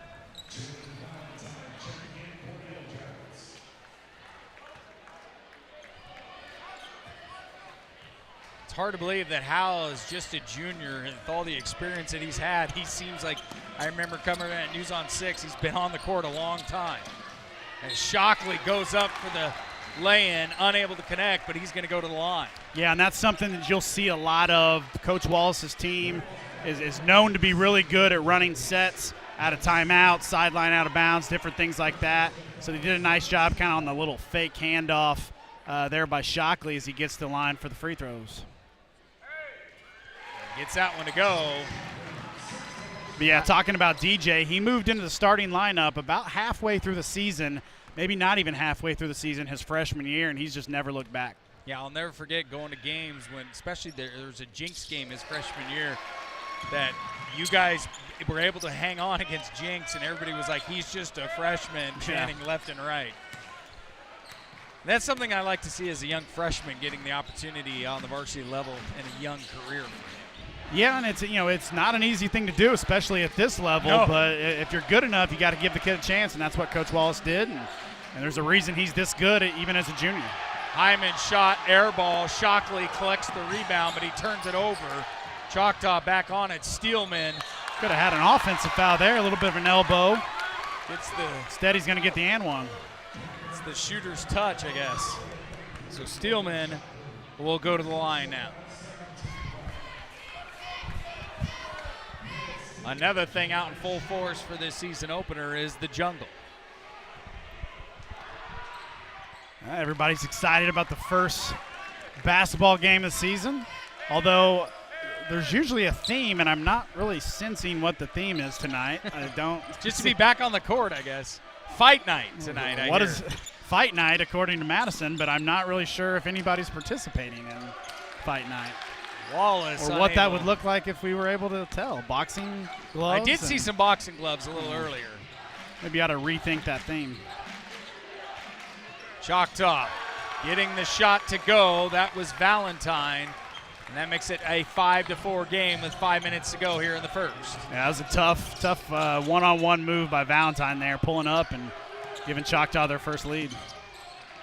Choctaw at the elbow, gives it to Howell. Howell with the jumper, unable to connect. Shockley with the rebound. To Ochoa. Ochoa from long distance. That shot doesn't connect as well. Here comes Choctaw. In the corner is Steelman. He's going to be called for traveling, as the Tiger defense has been playing strong early on in this contest. A big possession here for Broken Arrow. They've been a little sluggish on offense the last couple trips down the floor. Had a good look there by Ochoa on the last trip, but Choctaw's really getting after it defensively. Tigers now working in the corner. It's Wallace inside the lane. He's going to go to the line as well on a tough shot. For an opportunity here for the Tigers to stay perfect at the line. Shockley came in tonight averaging 7 points and 5 rebounds. So Wallace at the line makes the first one. Wallace, another one of those guys that, was a key part of the JV team this year that's having to step up here in his junior year. He's a junior as well, right? That is correct, and he connects for both free throws. Son of Coach Wallace, Coach Bo Wallace's assistant coach and brother, Chris Wallace. It's Choctaw now. Trying to get it in on the inside. He gets it to go. That was Camden Heyman. A nice drive there by number 5 there. Kind of got him on the hip on the shot fake and had him beat, was able to kind of hang in the air and draw some contact, and be another opportunity for an and one here for Choctaw. And that is what it is. It makes it 8-6 in favor of the Yellow Jackets. Ochoa back to Howell. Ochoa now spreading it himself with the reverse lay-in, unable to go. Ball going the other way. It's Steelman. There's a cluster of Choctaw. Good effort there by DJ Howell, getting back on defense to draw the charge. Ochoa having a little trouble finding the ball to go through the hoop right now. It seems like I think all 3 shots that he's put up so far have done everything but go in. Well, he did that reverse lane in traffic, and that's never an easy shot to come up with. It was a nice move, and it looked like it was going in. I can't quite figure out what happened. Howell now. Working the corner. To Wallace. To Ochoa in the left elbow. That shot is off the mark. We had an illegal screen there on Shockley off the ball that helped free up Ochoa. I didn't have a good look at that, if that was a good call or not, but got a sub coming in. Lai Harrison's coming in for Logan Shockley. And it looks like Jermaine Simpson their head coach was just questioning, hey, did we get him in time out on the court? Yeah. Which is something I always, why are you worrying about that? At that point in the game, too. We got a lot of game left to be played. You're worried about the seventh man checking into the game.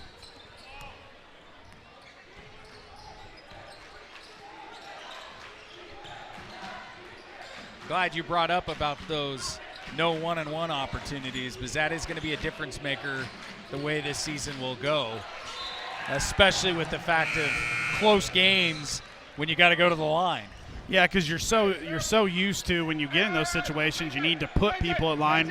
One-on-one's often a big thing. That was a strategic thing that people would look for in terms of trying to get the ball back late in games. And now it's not only may you not be in that position to get the fouls, but if you do foul them, they're now shooting two.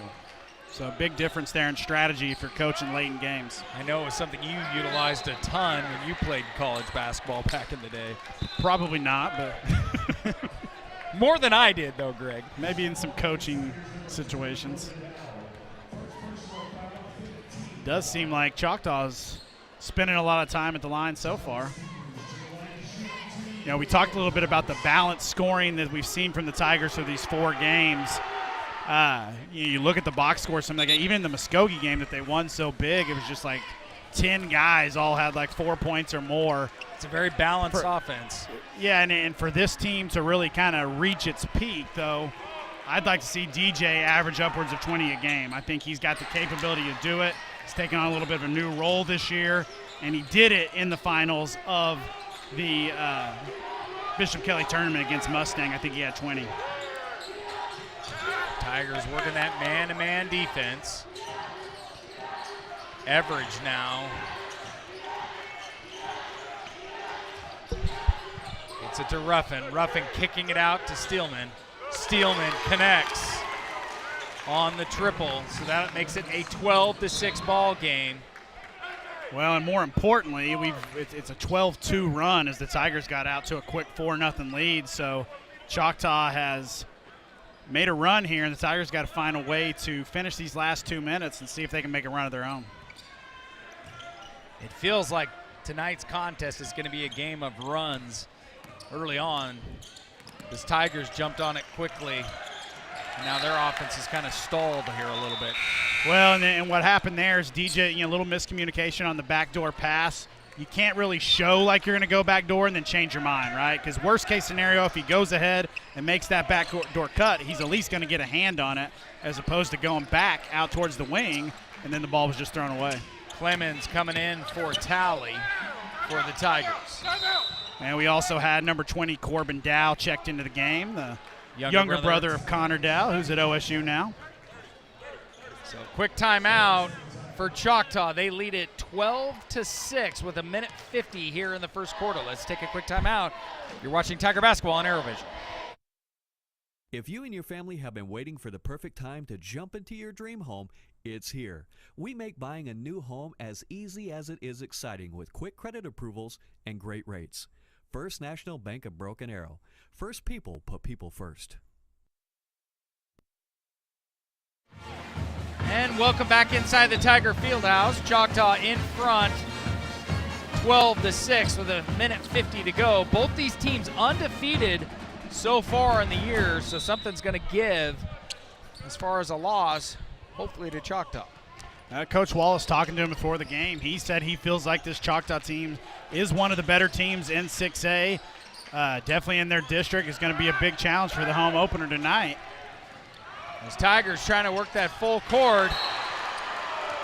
Clemens unable to make the dunk, but he was fouled on the play as well. So Clemens will go to the line. A nice job by the big man running the floor. And I was not expecting him to go up like that, but he went up with a purpose and drew the foul. I think it's the shoes, the purple shoes maybe, Greg. It's interesting how many of these guys, just the concept of team shoes has been thrown out of the window. It really has. I remember when I played long time ago, it was we all wore Nikes or Adidas or whatever. Well, you'll see a lot of people will have the same, especially at the college level, they'll have the same brand of shoes, obviously, but colors just all over the place these days. He makes the second one. It is now 7-13. The scoreboard is off here in the Fieldhouse as Choctaw Trying to work a 3 ball. No good. As Ochoa goes in for the rebound, is going to be tied up there in favor of Broken Arrow. Did they give them, is it 13-7 or 12-7? Should they already have 13? They already had 13. They just didn't put the points up on the scoreboard for the Tigers. A lot of hand checking there against DJ not being called. Howell trying to go underneath the Clemens. Turnover, though. I'd like to see DJ take one more dribble. Actually, they did give them. The point got fixed there, so it is 12-7. One more dribble there and go up strong rather than kind of throw the wild 50-50 ball pass there that he did. Under a minute to go now. Valentine on the dribble drive. Gets the shot to go. And that one was a close one. It looked like Harrison set his feet. He was definitely under the basket. That's an easy call for the ref. If you had the circle like you do in the NBA, you see, set your feet or not. If you're that far into the basket, they're going to call that every time. Valentine, best player on the floor here throughout the first quarter, really making things happen for the Yellow Jackets. Valentine is now up to 5 points for Choctaw.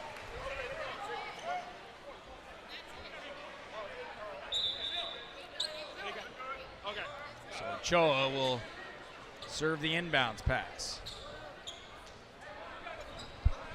Howell guarded by Braden Everidge. Important possession here for Broken Arrow.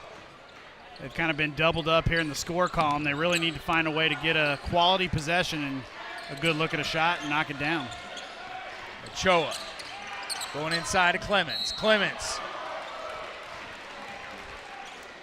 looked like he was trying to dump it off one more time.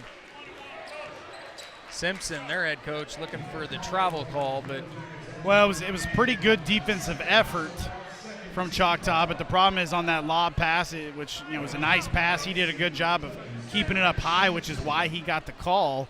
But Choctaw's kind of swarmed in there, no pun intended for the Yellow Jackets, but they swarm in there, and you didn't really give him chance. Like there wasn't space for him to come down with it, and I think that's why the call was made there. First one off the mark. Kind of a similar situation, I think, to kind of when you see guys foul guys on three-point shots and they don't let them come down. That's kind of what happened there. Coming in for Choctaw, Jaden Pittman. Jamon Valentine will take a breather as Clemens misses both shots at the line. I think that makes him 1 of 4 from the free throw line here early. 25 seconds to go here in the first. Hyman getting double teamed. Dumps it off to Ruffin. Choctaw resetting it. They work the inside. That is Braden Everidge for the bucket. 17-7 as Howell throws up a desperation shot. Hits the backboard. He got bailed out there. I shouldn't say he got bailed out, but he's going to be shooting 3 free throws, so nice job. The thing I like about it, so often you see guys, especially at the NBA level, not really, even care. It's like, I got to protect my shooting percentages. But he knew that he was going to have a chance to get off some kind of good shot, made a nice move, and was able to draw some contact. Now he's going to be rewarded with 3 free throws. And with this opportunity here, the Tigers could cut it to a 7-point advantage in favor of Choctaw.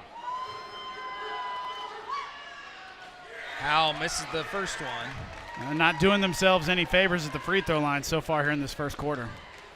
That will be probably discussed after this quarter ends.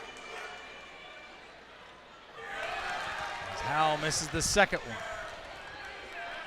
Something wrong with these baskets tonight. Have you ever seen 2 teams struggle to shoot so much on a home opener?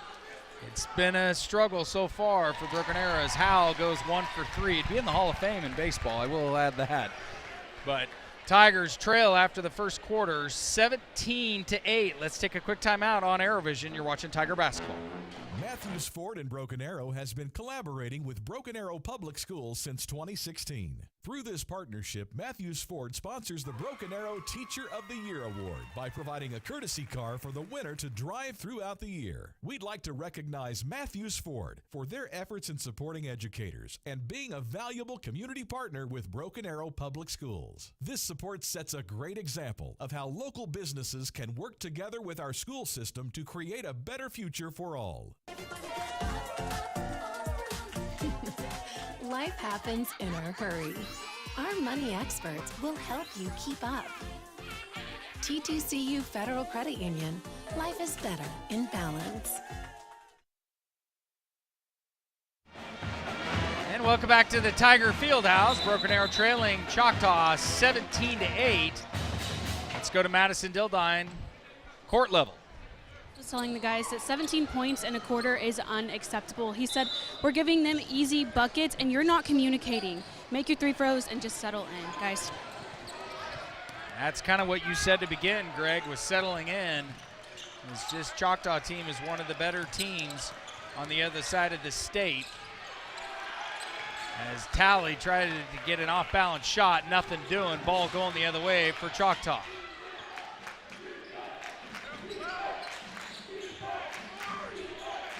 Choctaw working it around. Ruffin into Everidge.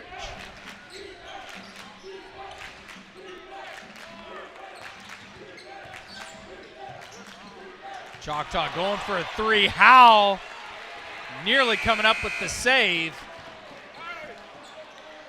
Outstanding effort there by DJ Howell defensively as he not only blocks the shot, like you said, almost saved it himself. Heads up play there. So Everidge will inbound it for Choctaw. Stevens going for a triple. That off the mark, just hits the net. Howell being grabbed all by the defender as well, Ruffin. Great job there blocking out. That was a textbook. Not very often on a broadcast will you compliment a point guard for a textbook job of blocking out, but that's exactly what that was. That's going to be an inside reach for Choctaw.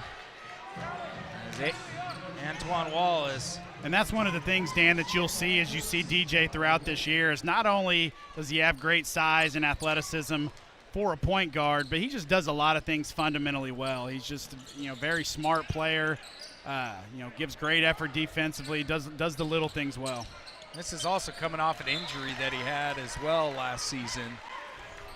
Yeah, miscommunication there. Again, kind of the second turnover we've seen, kind of guys not sure if they're going back door or not. And we're seeing a little bit of the limitations from the Tiger bench here so far with some youth and inexperience showing up against these really talented older team. Everidge going to Valentine. Going to a wide open Everidge this time. As Choctaw nearly loses it. With 6:28 to go here until halftime. Valentine on the jump. Rims out as Howell goes the other way. He's going to be called for traveling as he was trying to speed up tempo to work the ball down low. Well, again, it kind of goes back to the defensive effort by Choctaw. They just kind of keep always coming at you from different angles. DJ's trying to bring the ball up, in transition, and he's got a guy kind of sneaking right there. So you always got to be alert and be aware, and you try to kind of get away with one there. Everidge to Hyman now. To Valentine.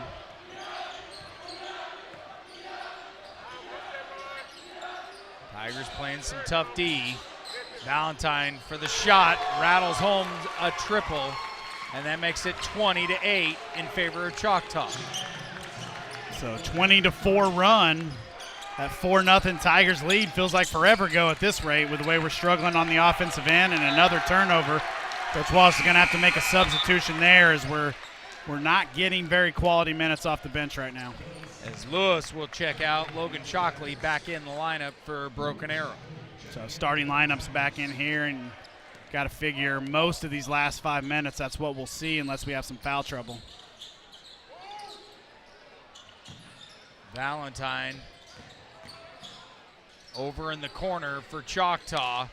That one rattled up, nearly rattled out. Braden Everidge connects on a triple. Bull Wallace wanting a timeout. They trail 23-8. Let's take a quick timeout on ArrowVision. You're watching Tiger basketball. While you are teaching someone special the nuances of keeping the wheel steady, we can provide you means for you to maintain financial equilibrium. First National Bank of Broken Arrow. First people put people first.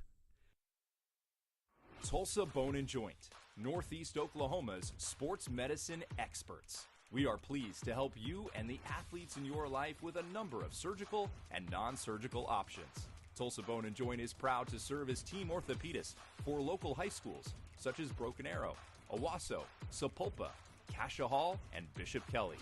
We're also proud to be team orthopedist for FC Tulsa. Tulsa Bone and Joint, moving life forward. And welcome back inside the Tiger Fieldhouse. Broken Arrow trails 23-8 here in the second quarter. We're really seeing in our pregame conversation with Coach Wallace, talking about their athleticism, their shooters, really blitzing us, and it just seems like they're getting all the rolls, the bounces to go their way as we go down to Madison Dildine. Madison. Coach was telling the guys, hey, they picked up momentum, but you didn't match that and you weren't being aggressive or taking care of the ball. You have to want it. They have to want it to stay perfect on the season as Ochoa goes to Howell. Howell working the inside. Back to Ochoa, and he cashes in on the three-pointer to make it 11-23 in favor of the Yellow Jackets. Well, that's exactly what you want to see if you're Coach Wallace out of a timeout where you're trying to weather the storm. You see your best players working together, kicking it out, knocking down a shot, and then now you've got to stop on the other end. Maybe we got some momentum. As Howell's pushing momentum, taking it himself, he gets the lay-in with the jump stop shot. Yeah, it went up much stronger that time. It's probably fortunate he didn't get called for a travel. I don't think he did travel, but sometimes when that, because he didn't let go and, after the ball was tipped, sometimes looks that way, but he went up strong that time, and quick little 5-0 run out of the timeout by Broken Arrow. And that makes it 23-13 for the Tigers. Choctaw still leading with 4:16 to go till half. As the refs get back into position. Valentine inbounds it. Almost had a backcourt there. He dangerously close to the line. As Everidge driving in for a lay-in, and he's fouled hard by Talley. And that's just a bad foul there. You got beat, but with the athleticism and the length that you have of Talley there, that was going to be a tough shot, right? I mean, you kind of bailed him out swatting down. If he just jumps up, goes straight up, there's no way that shot is easy. He's nearly being defended by the side of the backboard as well, so not a smart foul there by Talley. As Everidge makes the first one, he's at 6. Shockley with the most fouls on the court with 2 for Broken Arrow. They convert on both free throws. Ochoa now. Going back to Howell, to Shockley down low. Back to Ochoa. Turns it over. Ball going the other way. Spot up three-pointer for Choctaw. The shot is off the mark for Everidge. He pulled up on a dime right there. If he knocked that down, he earned those 3 points. Howell trying to be nifty with the ball. Ochoa now misses off the mark, but quick rebound by Howell, and he is fouled. He's going to go to the free throw line. There's another example we talked about, just kind of doing the little things that you don't always see out of a point guard. But when your point guard's 6'4", 6'5", you need to get in there and crash the boards, and that's what DJ did there. So Howell will get 2 free throw attempts here. And I believe that's his 4th straight No, Well, he converted on the did last one of one. three. Yes, one of yeah, three. So we've, just off the top of my head, we're at least 2 for 8 from free. I know Ace is 1 for 4, and I think he's now 1 for 4 as well. But he gets his second one to go to make it 25-14. 9-point ball game for Choctaw.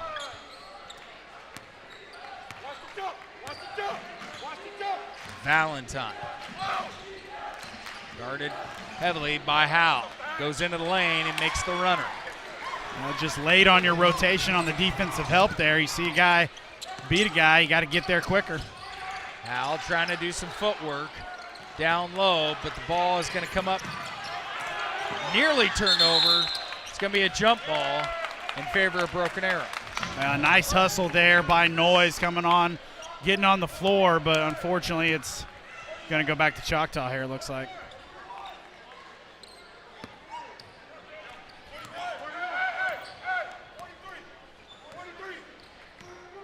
Average spread way out up on the perimeter. Go to Valentine. Valentine with the jumper. Rattles out. Noyes going the other way.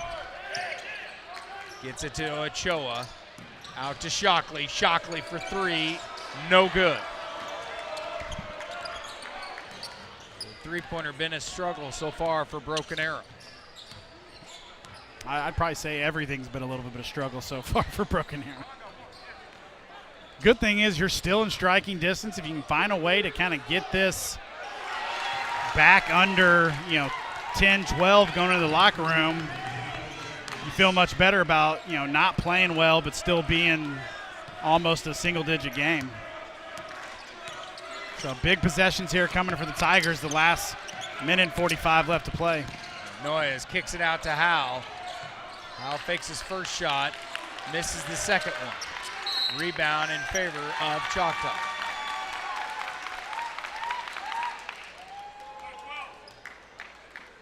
Yeah, this is one of those situations where this late in the game, that probably would have been a bad foul in previous years, but now you're at a situation where it's only 3 fouls and you haven't got to the fourth yet.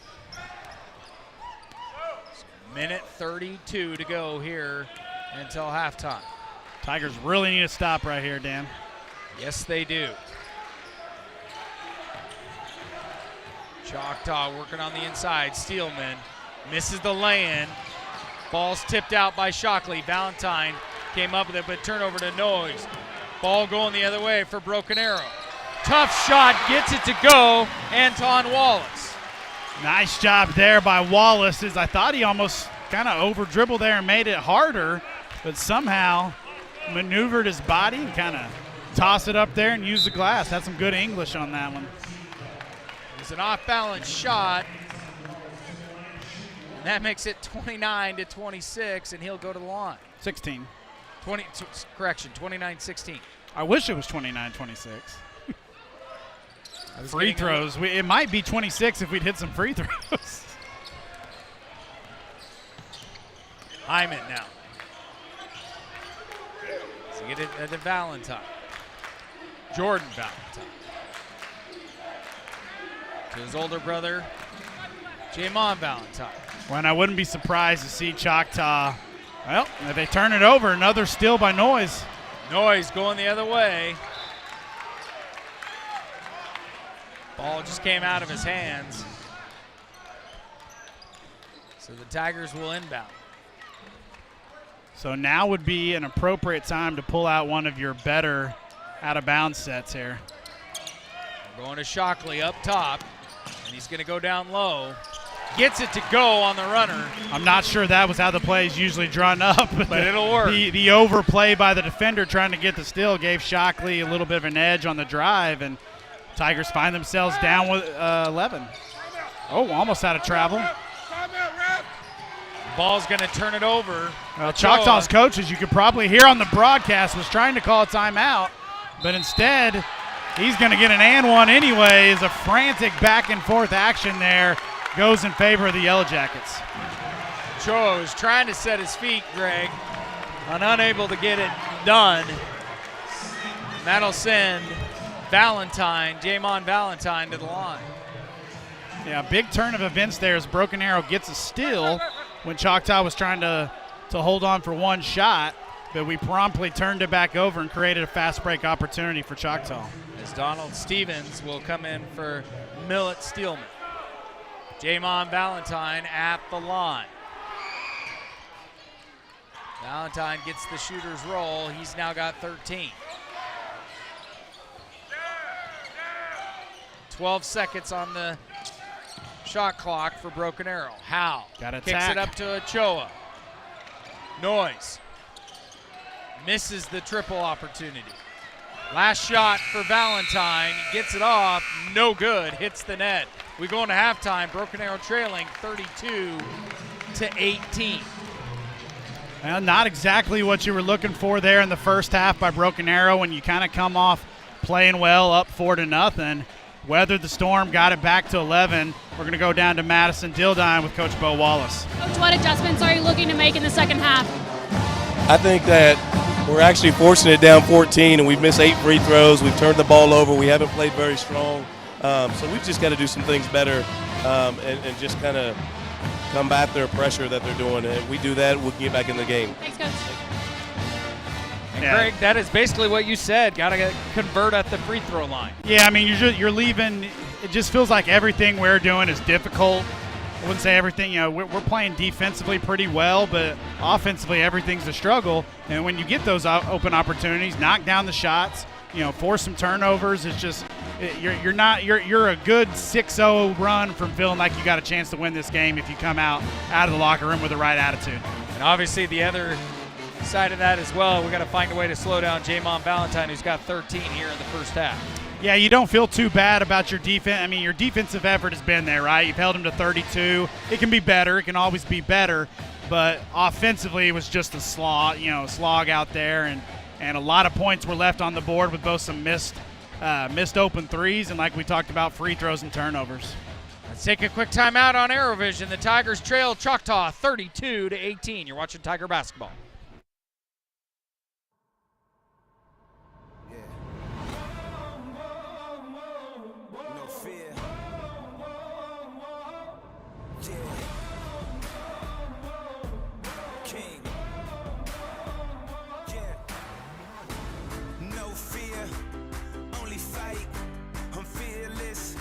It's only right, my head's up, I stay strong, forever young, may you live long, with perseverance, hold on and stand tall, never back down, with my back against the wall, I'm an overcomer, I overcame it, y'all, I conquered every mountain, I've been through it all, yeah, I've been through it all,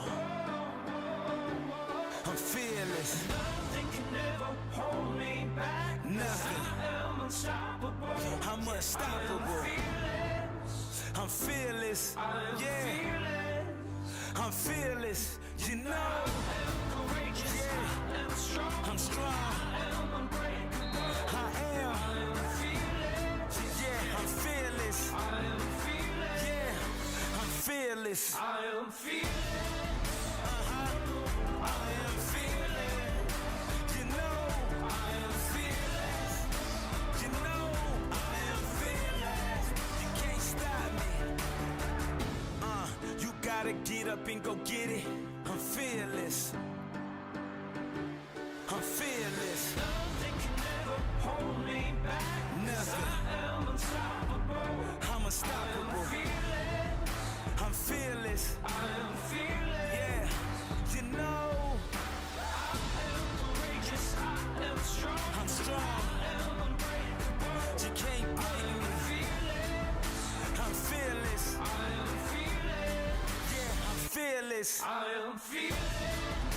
I am fearless. You know I am fearless. You know I am fearless. You can't stop me. I'm fearless.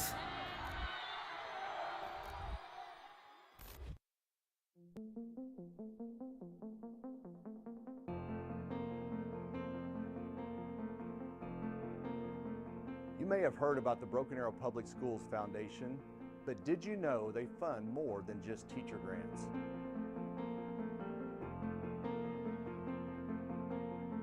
We fund BizTown, an immersive learning experience that teaches all 5th grade students about business operations and leadership opportunities within our community. We support Project Graduation, a fun and safe event for our seniors to celebrate the culmination of their high school career. We fund the Read to Succeed initiative that puts 4 books in the hands of every 2nd grade student in the district. We support our site and district Teachers of the Year with monetary awards because we know teachers have the greatest impact on student learning. Since 1992, the foundation has given more than $1 million to support Broken Arrow teachers and students.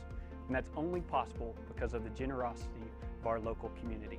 With an established vision to promote academic excellence and provide enhanced educational opportunities for the talented young minds of our beloved community, the Broken Arrow Public Schools Foundation continues to have a lasting impact on students' lives. And it's easier than ever for you to join us in that mission. Every dollar you donate is a direct investment in our community's future leaders, innovators, and change makers. Thank you for taking the time to learn more about Broken Arrow Public Schools Foundation. I hope you'll join us in our efforts to connect the community with the classroom.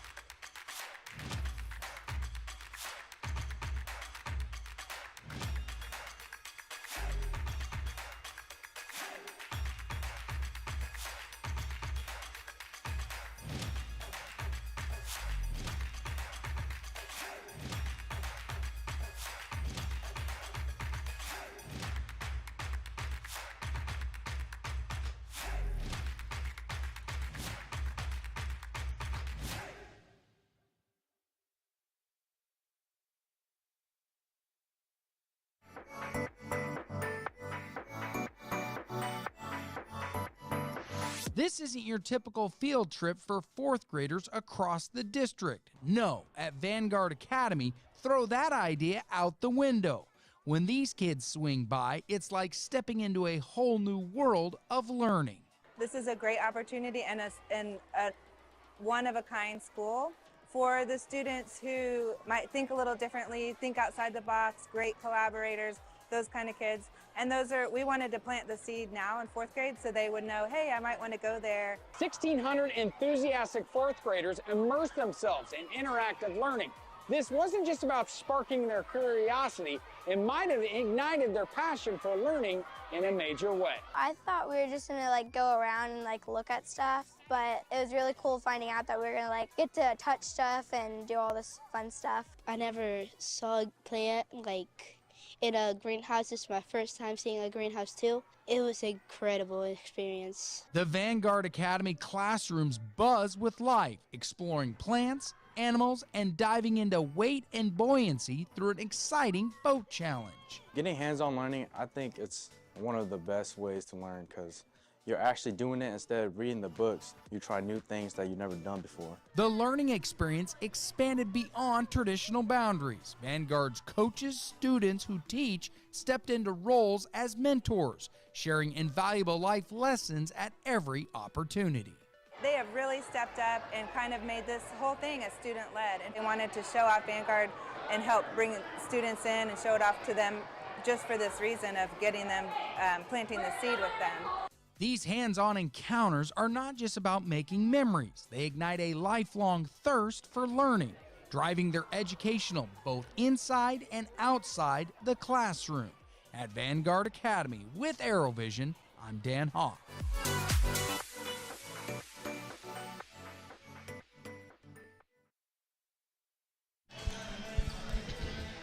And welcome back inside the Tiger Fieldhouse. Tigers made a late push in the second half. They trail Choctaw 32-18. Both teams came in tonight with a 4-0 record. Tigers 1-0 in the district. Choctaw 2-0.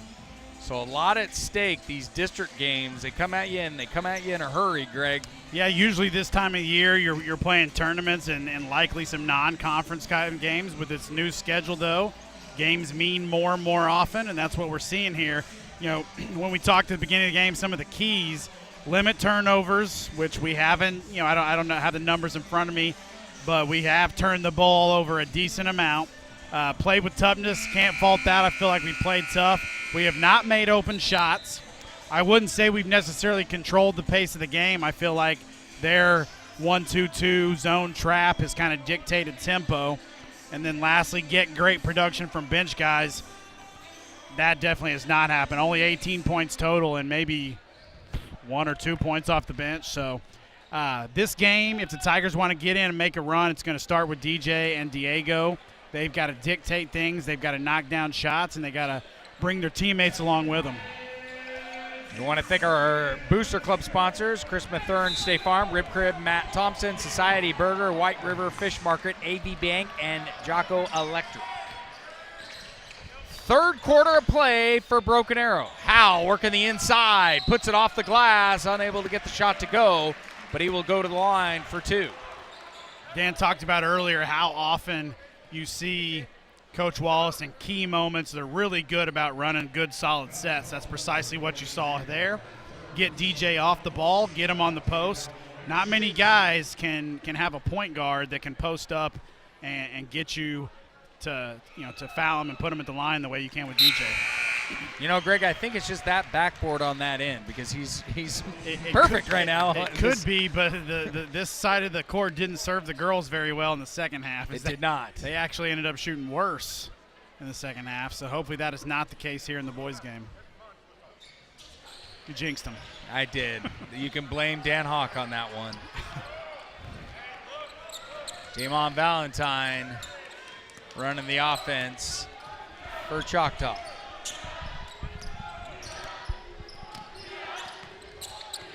Guarded by Howe. Anytime you're a coach in the locker room and you're facing a 13, 14, 15 tight point lead where it's a double-digit lead, but you feel like you can get back into it, it's always about those first 4 minutes. How much of that lead can you cut into? And the Tigers have a chance right there. And Ochoa's shot just off the mark was good possession there with Shockley collecting the rebound, but Ochoa was unable to connect, and Valentine will restart that offense on that other end. And that would have been perfect timing. Choctaw spreading it around. Steelman going inside on Shockley. Went right by Shockley.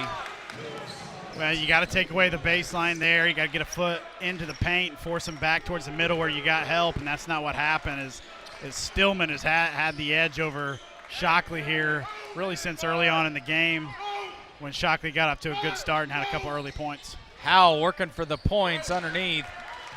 Unable to connect as Valentine collects the rebound. Valentine with a nifty move to the cup. Diego gets the charge, gives up the body, and he had his feet set. And even though it was a nice move by Valentine, he's kind of floating, hanging up in the air for a long time, and Diego got the call. That's a big turnaround there. You're looking at the potential and one versus getting the ball back. Potential 3-5 point swing there.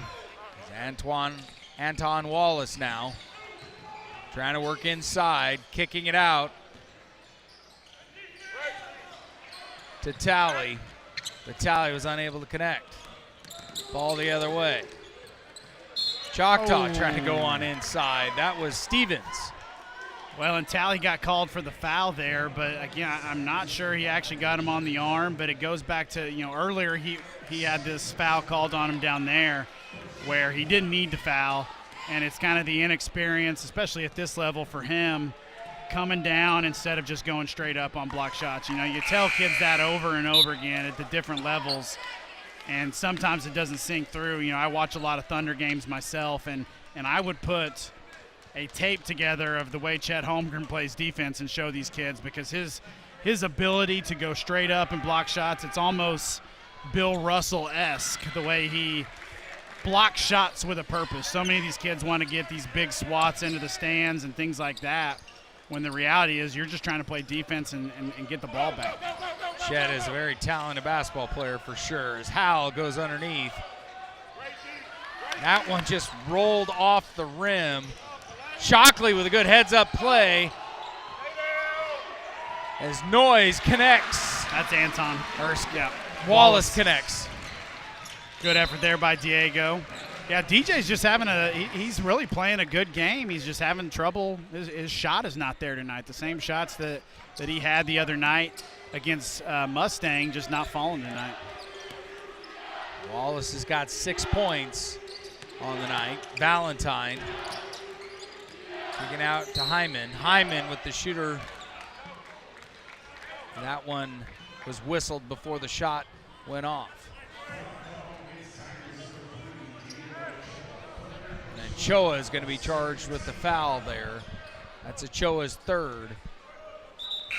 So Coach Wallace is going to have to bring him out as Corbin Dow checks in for Choa.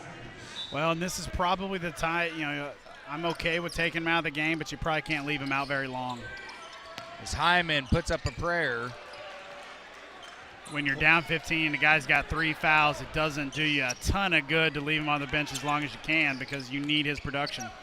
Clemens trying to work around Steelman, but it goes off Steelman's foot, so the Tigers will inbounds the ball. Howell was going to do it, but it's going to be Dow. Dow goes to Wallace.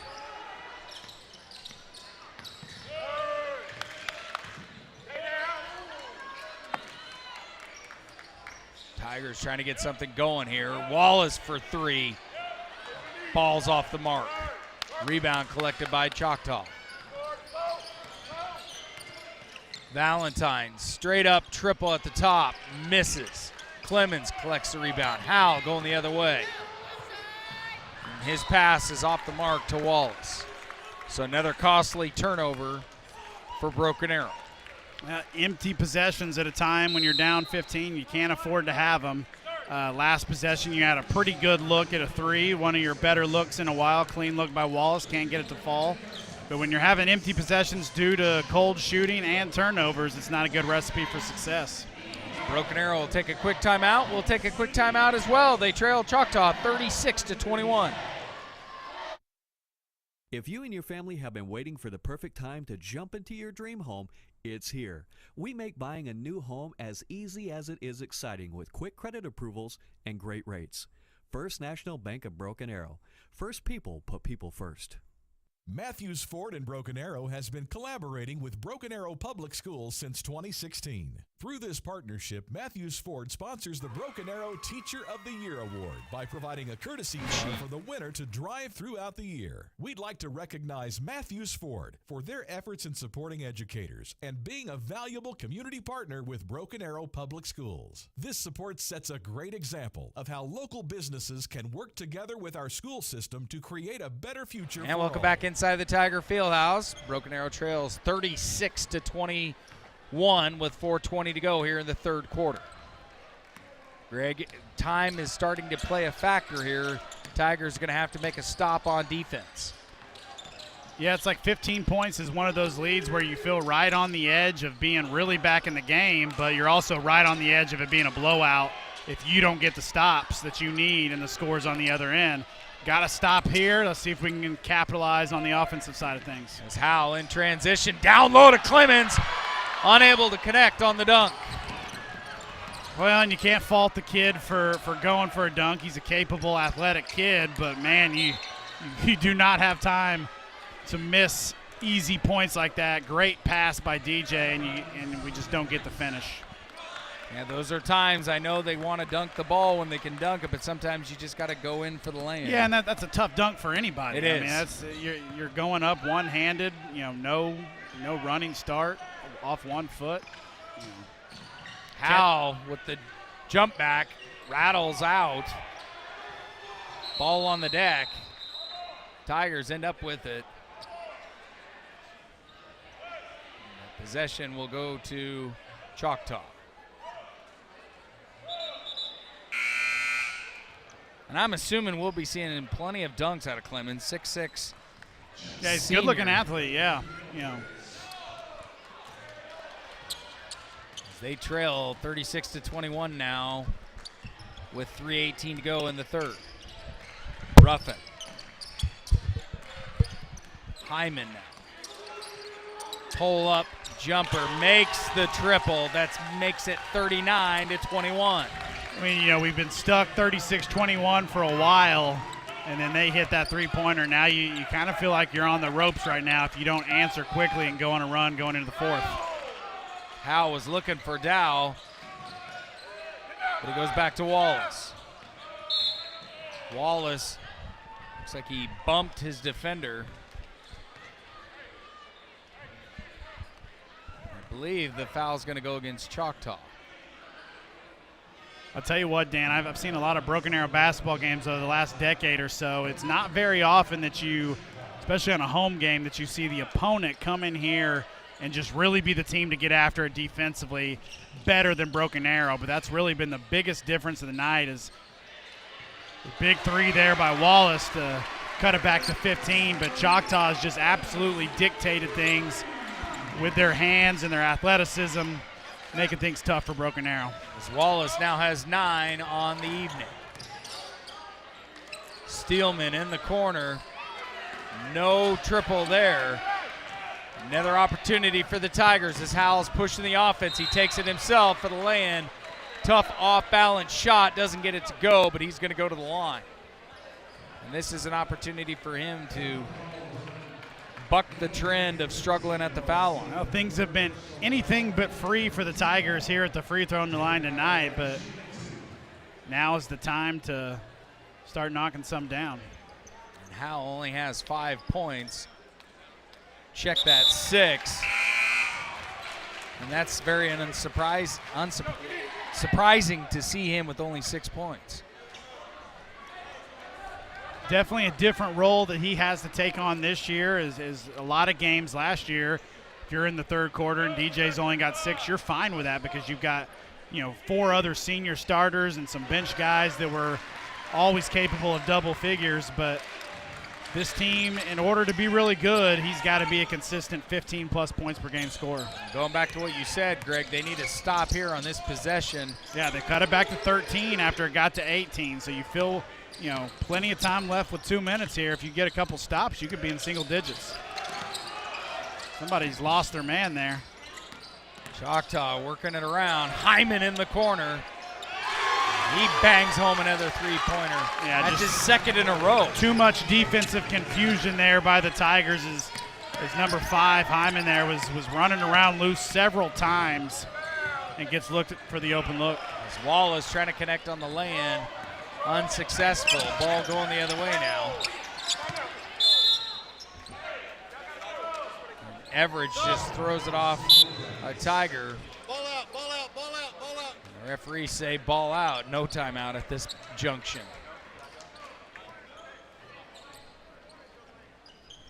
Jordan Valentine will inbound the ball as Wallace will take a breather and Noyes comes back in for the Tigers.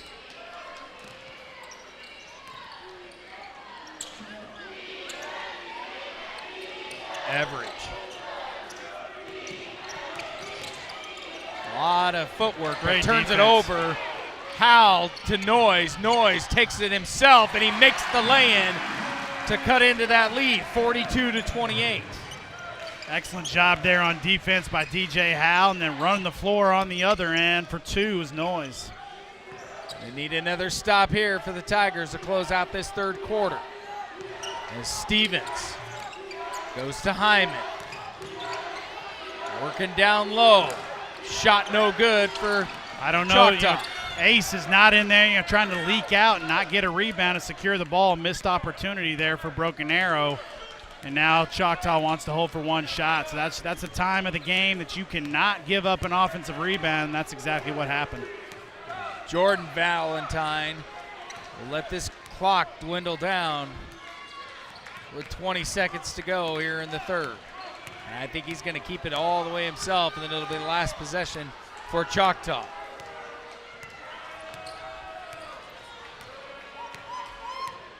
He's maybe waiting a little too long. He lulled him to sleep, and then I think that was actually a design play to draw the foul. Well, it doesn't. In the case of, I think Broken Arrow just knew that, you got beat, you might as well send him back out of bounds there. Stevens will inbounds the ball to Hyman. Back to Stevens. Stevens gets the shot off. Now they should be at 4. Just trying to disrupt some last second plays here. So Broken Arrow's got to be smart, make sure you don't foul here. But also defend well enough that they don't get a good clean look to the hoop. Tigers are going to call a quick timeout here. I think it's Choctaw. Choctaw, Draw correction. up here. We'll stay here. Yeah, let's. Oh, he said full. So we'll take a quick timeout on ArrowVision. Tigers trail 42-28. You're watching Tiger basketball. Life happens in a hurry. Our money experts will help you keep up. TTCU Federal Credit Union. Life is better in balance. Tulsa Bone and Joint, Northeast Oklahoma's sports medicine experts. We are pleased to help you and the athletes in your life with a number of surgical and non-surgical options.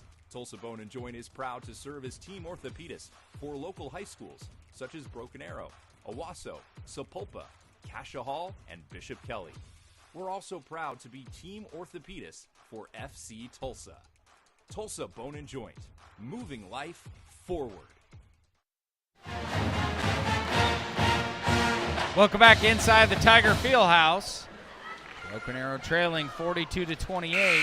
Closing seconds. 2.23 seconds left on the clock here in the third quarter. Let's go to Madison Dildine, court level. What do you got for us, Madison? The main focus of that huddle with Coach Wallace was rebounds. He said no more easy shots. Dan? Hopefully they don't get an easy shot here as Hyman just gets it off before the buzzer. They were fortunate that was not 3 free throws to end the quarter because he did not give him space to come down. So the Tigers are going to go, luckily, only down 14. Could have been 17 there if they get the shot. Tigers trail 14 inside the fieldhouse. We'll be back with the fourth quarter on ArrowVision. While you are teaching someone special the nuances of keeping the wheel steady, we can provide you means for you to maintain financial equilibrium. First National Bank of Broken Arrow. First people put people first. Racing towards the end of the month? Ask about our early pay options. TTCU Federal Credit Union. Life is better in balance. There is nothing like teaching about the rewards in life, like catching that first big fish. Now they can learn about other rewards by opening up my first savings account just for them. First National Bank of Broken Arrow. First people put people first. And welcome back inside the Tiger Fieldhouse. Broken Arrow trailing 42-28. Well, good news, good basketball-related news for the state of Oklahoma. Not the Tulsa area, but the state. Oklahoma City passed the $900 million plus arena coming soon just to secure the Thunder through 2050. I know former Seattle Sonics fan Dan Hawk is excited about that. Yes, basketball in Oklahoma. Love to see it. As Howell goes down low. And he gets it to go, so that's going to make it a 12-point game. So just like what you're saying, get an opportunity when you can, Greg, and capitalize. Yeah, nice job out of the quarter, but stops are key right here. Shockley gets a piece of it, and another stop here. Broken Arrow's got to keep answering, chance to cut it to 10, maybe even 9. It's Howell going down to Noyes. Working the inside to down, and he's going to get called. He's going to go to the foul line as well. Did I see a little bit of a flex there? There was a little bit of a flex there. You better back it up with a made free throw. Younger brother of Connor has a chance for a three-point play. Nice job there by the sophomore. The Tigers can cut this to 9. The energy has definitely been elevated just in about the 40 seconds of this fourth quarter. Free throw bugaboos continue tonight for the Tigers, as I'm pretty sure we have almost missed enough to be in a tie game right here as Choctaw answers on the other end. Yeah, Steelman with the dunk on the other end. 7:05 to go here in the fourth. Elijah Harrison in the lineup out there as well with Dow. Coming off the bench as Howell goes into traffic, pulls back, goes to Dow. Dow for the triple. Unable to connect as Valentine with the rebound. Everidge back to Valentine. Well, and if you're Broken Arrow, you can't afford to sit back right now. You got to pressure. You're down 12. You know, you've seen it time and time again, teams at the high school level, even good teams like this, not afraid to spread you out and kill the clock in the fourth quarter. Offensive foul, he got to travel. Could have had him for there, a little bit of a push off with the elbow as well. So the Tigers get a break. And they're going to have to claw deep to come back to this one. Noise into Howe. He makes the off balance or misses the off balance shot, but he'll go to the line.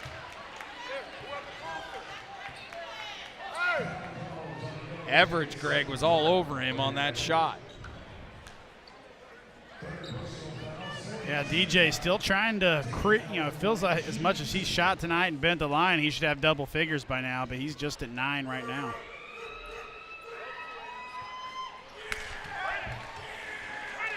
He let out a little frustration after that missed free throw as well. You can tell he's been upset tonight. Tomorrow is likely going to be one of those practices where there is a lot of free throw shooting and a lot of running involved for missing said free throws. As Howe connects on the next one. 6:06 to go here in the fourth.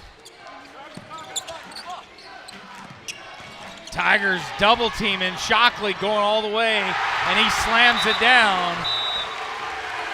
There you go, and the most important kind of momentum moment that we've had in a while is Shockley gets the steal and the flush on the other end. And for the first time in a long time, Dan, the Tigers find themselves only down single digits here, 44-35. And it wasn't a slam like none other. You just get the points down in the bucket. It's probably a better dunk than you ever had. Yeah, I can't complain. I mean, come on, give the kid some credit. I wasn't just crediting the dunk. I'm just saying take on the points when you have a chance to get them. We're not rating dunks here tonight. Tiger Pep getting into it in the crowd here. It was a full timeout, but we've already wasted it talking about nonsense for 30 seconds. So we'll stay here, which would be a good time to shout out our sponsors, right? What about our One Club sponsors? We got them? Well, we've got White River Fish Market, AB Bank, Jocko Electric, Golf Suites, Tulsa, Broken Arrow Youth Basketball, Better Living, Laney Subs, Jim Norton Toyota, Downtown Tulsa Tag Agency, Locaro Restaurant, PFC, BA Floor Design, Revitalized Medical Spa, XCUME, Second Chief Principal, Fox 23 News, Kerry Williams, Amber Dollar Mortgage as well. We're going to be here all night if you're going to list all the Booster Club sponsors. Hey, I'm just trying to give as much love as I can tonight. Madison Dildine, what was said during that time out there? Obviously, like you guys mentioned, there was a change in momentum towards the Tigers. Coach Wallace just said, hey, keep hustling, watch your free throws, stay in pressure, and cover your backside. Greg? Thanks, Madison. 5:35 to go. Valentine going to the corner to Hyman. Hyman connects with the dagger. Every time the Tigers think they've got to run, that kid hits a three. Hyman's got 14. Howell going to Shockley. Shockley for 3. Off the mark. Howell with the rebound. Going back up. And he misses. Costly turnover. Trying to get the pass to Shockley. Hyman now. Getting it all the way to Valentine, and Dow sets his feet, and Choctaw is called for the charge. Well, the frustrating thing right now, if you're Coach Wallace, is it feels like the threes that Hyman has hit, as Diego finally checks back in the game. He was out a long time for a guy with just 3 fouls. But Hyman, it just feels like he's getting loose and people are forgetting about him. The looks he's had that have been sort of daggers have been just way too open. There's noise. And if you're DJ now, you've got 5 minutes to do something and make an impact. You've only had 3 points in the night, but he's been out for so long. I think he went out about the 4 or 5 minute mark in the third quarter. Nice move by Shockley, but he can't finish. So Hyman will go the other way with Everidge. Everidge now at the top. That clock not playing a factor, or playing a big factor for Broken Arrow, as Choctaw has slowed down their offense. Just a lot of spreading out, 5 out, dribble drive, handoffs. If the pressure comes, they're doing a good job finding open men. And turnover there is almost a turnover on the other end there too. It's Howells working the inside, paints it off the glass. Shockley trying it with the putback to get it in. Nothing doing. Steelman now. And I believe they're going to slow it way back down again, so the Tigers are going to have to somehow come up with the turnovers. Hyman just throws up in prayer. No opportunity there. Ochoa now. Working down low to Harrison.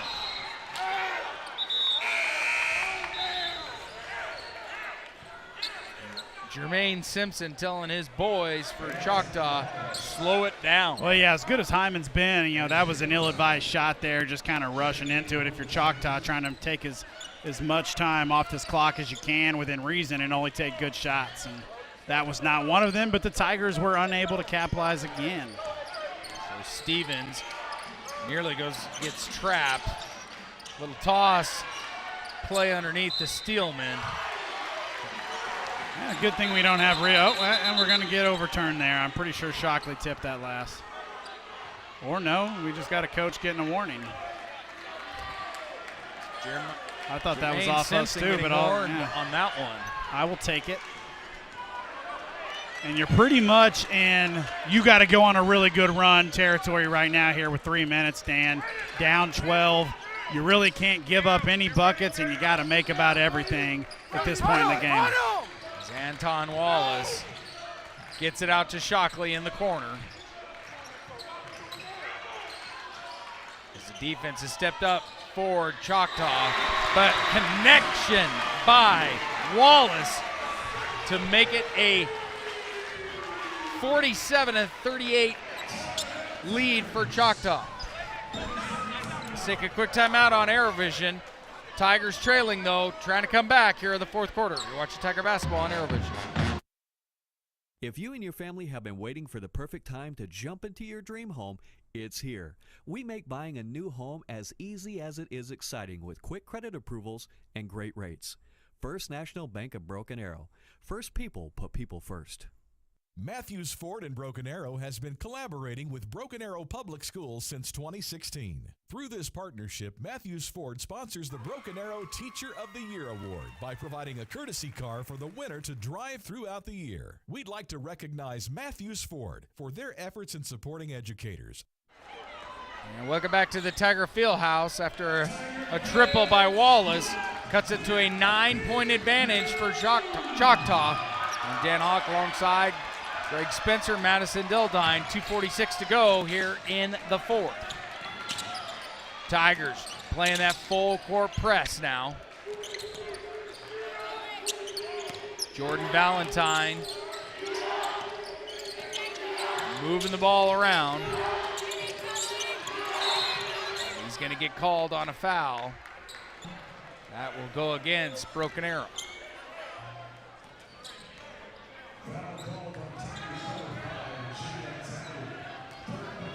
Tally will be called with the foul. Donald Stevens will inbounds the ball.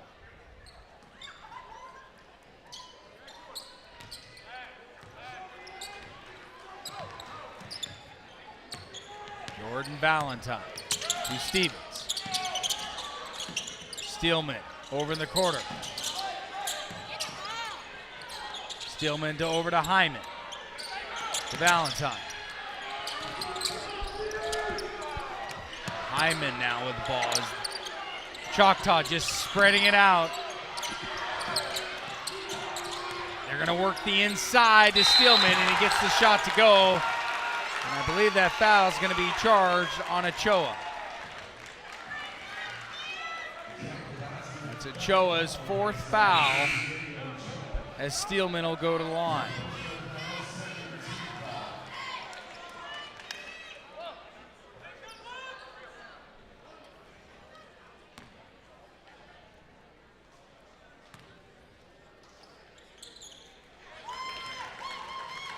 Steelman makes the 3-point play, and he's got 13. Bakers doesn't.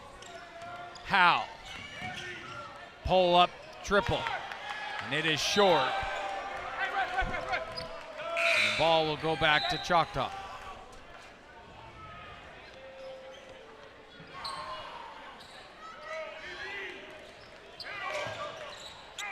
Jamon Valentine in there with Jordan Valentine. Tigers gonna need a turnover, and they get one. Howe is tripped up. And the Tigers will inbound. Don't think you agree with that call, but probably a good one. He wanted to go to the line. Well, you know, even if the Tigers are unable to pull off a big comeback here in the last minute and 30, you know, you've had a good early season test against probably the best opponents you played so far, a team that Coach Wallace himself said before the game is a state tournament, state title potential contender, one of the better teams in 6A. You're going to see them again at Choctaw later in the season, so you kind of know where you stand. You know, you're a team with only two really experienced players back. You're out your 3rd most experienced player, so a lot of room for improvement there for the Tigers. When in reality, if they just shot better tonight, you know, if you take advantage of the free throws and the open looks that you didn't connect, you know, even if you had some of the turnovers and bad possessions, you know, we're talking about a potential lead that Broken Arrow has. So even though you didn't feel like you played great and you're probably going to take a loss here, you know, you can't feel too sorry for yourself. You got to go back and just correct the mistakes and keep getting better. And go back to the free throw line. If they would have connected on most of those, we'd probably be close to a tie ball game right now. Hyman with the ball, and he is fouled by Wallace.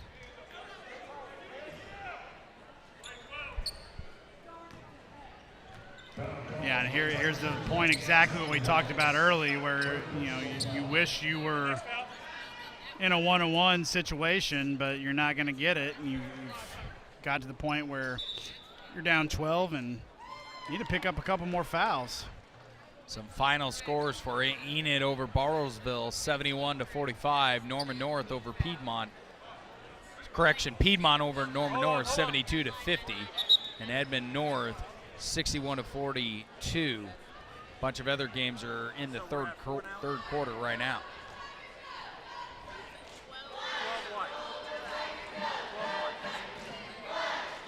A little bit of confusion down at the scores table. If we listen carefully, we can probably hear it due to our crowd mic placement. Got to give a credit to our engineer, Blake Shy, for putting that mic down there. Absolutely.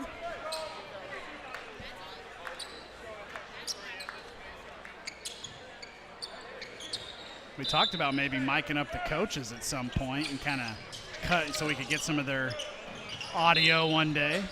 I don't know that they would like it, but it'd be good for the fans at home.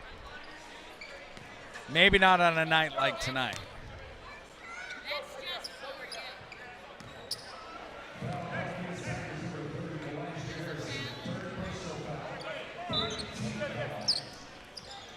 Minute 17 to go. Hyman nearly getting double teamed. Lewis. This should put us in the 2-shot fouls now here in the last 112, so.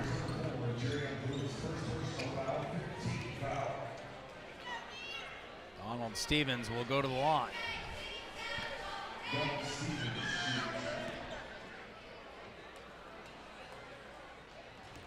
Rattles out the first one. Coming in now is Noyes along with Dow. Lewis and Harrison will check out for the Tigers. Stevens connects on the second one to make it 51-38. Tigers are going to have to move quickly if they want a shot at this. Dow in the corner, kicks it out to Howe. Over to Wallace. Wallace misses the triple. Back to Dow. Dow misses as well. Shockley unable to connect the rebound.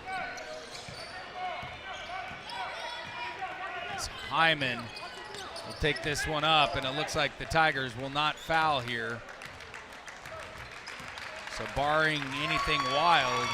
It would be really wild. The Tigers are going to lose a tough one tonight. The season opener here at home. Well, one team improves to 5-0. The Tigers fall to 4-1. But like we said a few minutes ago, you really can't feel bad about this loss. You didn't play great, and you lost to a good team without playing great. So you go back to the drawing board, you get better at practice. Tigers got several upcoming games. We will be back here Thursday night with some Tiger wrestling, and then we'll be back with you next Tuesday. Tigers at home here. Last game of the season, Dan, against Stillwater. So another game on the schedule before then. Tournaments coming up as well. I know Coach Wallace will have this team looking better and better as the season goes on. Absolutely. Tigers lose a tough one tonight, 51-38. Their next game will be at Ponca City. And then like Greg just said, they'll return home on December the 19th. Another one of the new district opponents. A lot of we talked about the district play a little bit earlier and how that kind of changes things, but there's really a lot of different opponents. We no longer play Union, Owasso, Bartlesville, Booker T, Sapulpa, Sand Springs, so the schedule looks a lot different this year. In Ponca City, Friday night, and Choctaw tonight is a perfect example of how that schedule looks different. But really, I think it does a better job of potentially, preparing you for the playoffs, kind of getting a look. There's more travel involved. You're playing teams from the other side of the state more frequently. Yes, it is. Districts are definitely different this year, and it's going to be a fun and exciting season of Tiger basketball. Be sure to check us out on ArrowVision for everything that's going on with Tiger Athletics. I want to give a shout-out to the ArrowVision crew, Antonio Erling, our stream director, Greg Spencer, our director of ArrowVision, our color analyst for the boys' game, Tiffany Jones, our color analyst for the girls' game, Blake Shy, producer and engineer, Madison Dildine, our sideline reporter, and, of course, all the students that helped out put this broadcast on this evening. Our next broadcast will be Thursday with some wrestling inside the Fieldhouse. I'm Dan Hawks signing off. Until next time, go Tigers.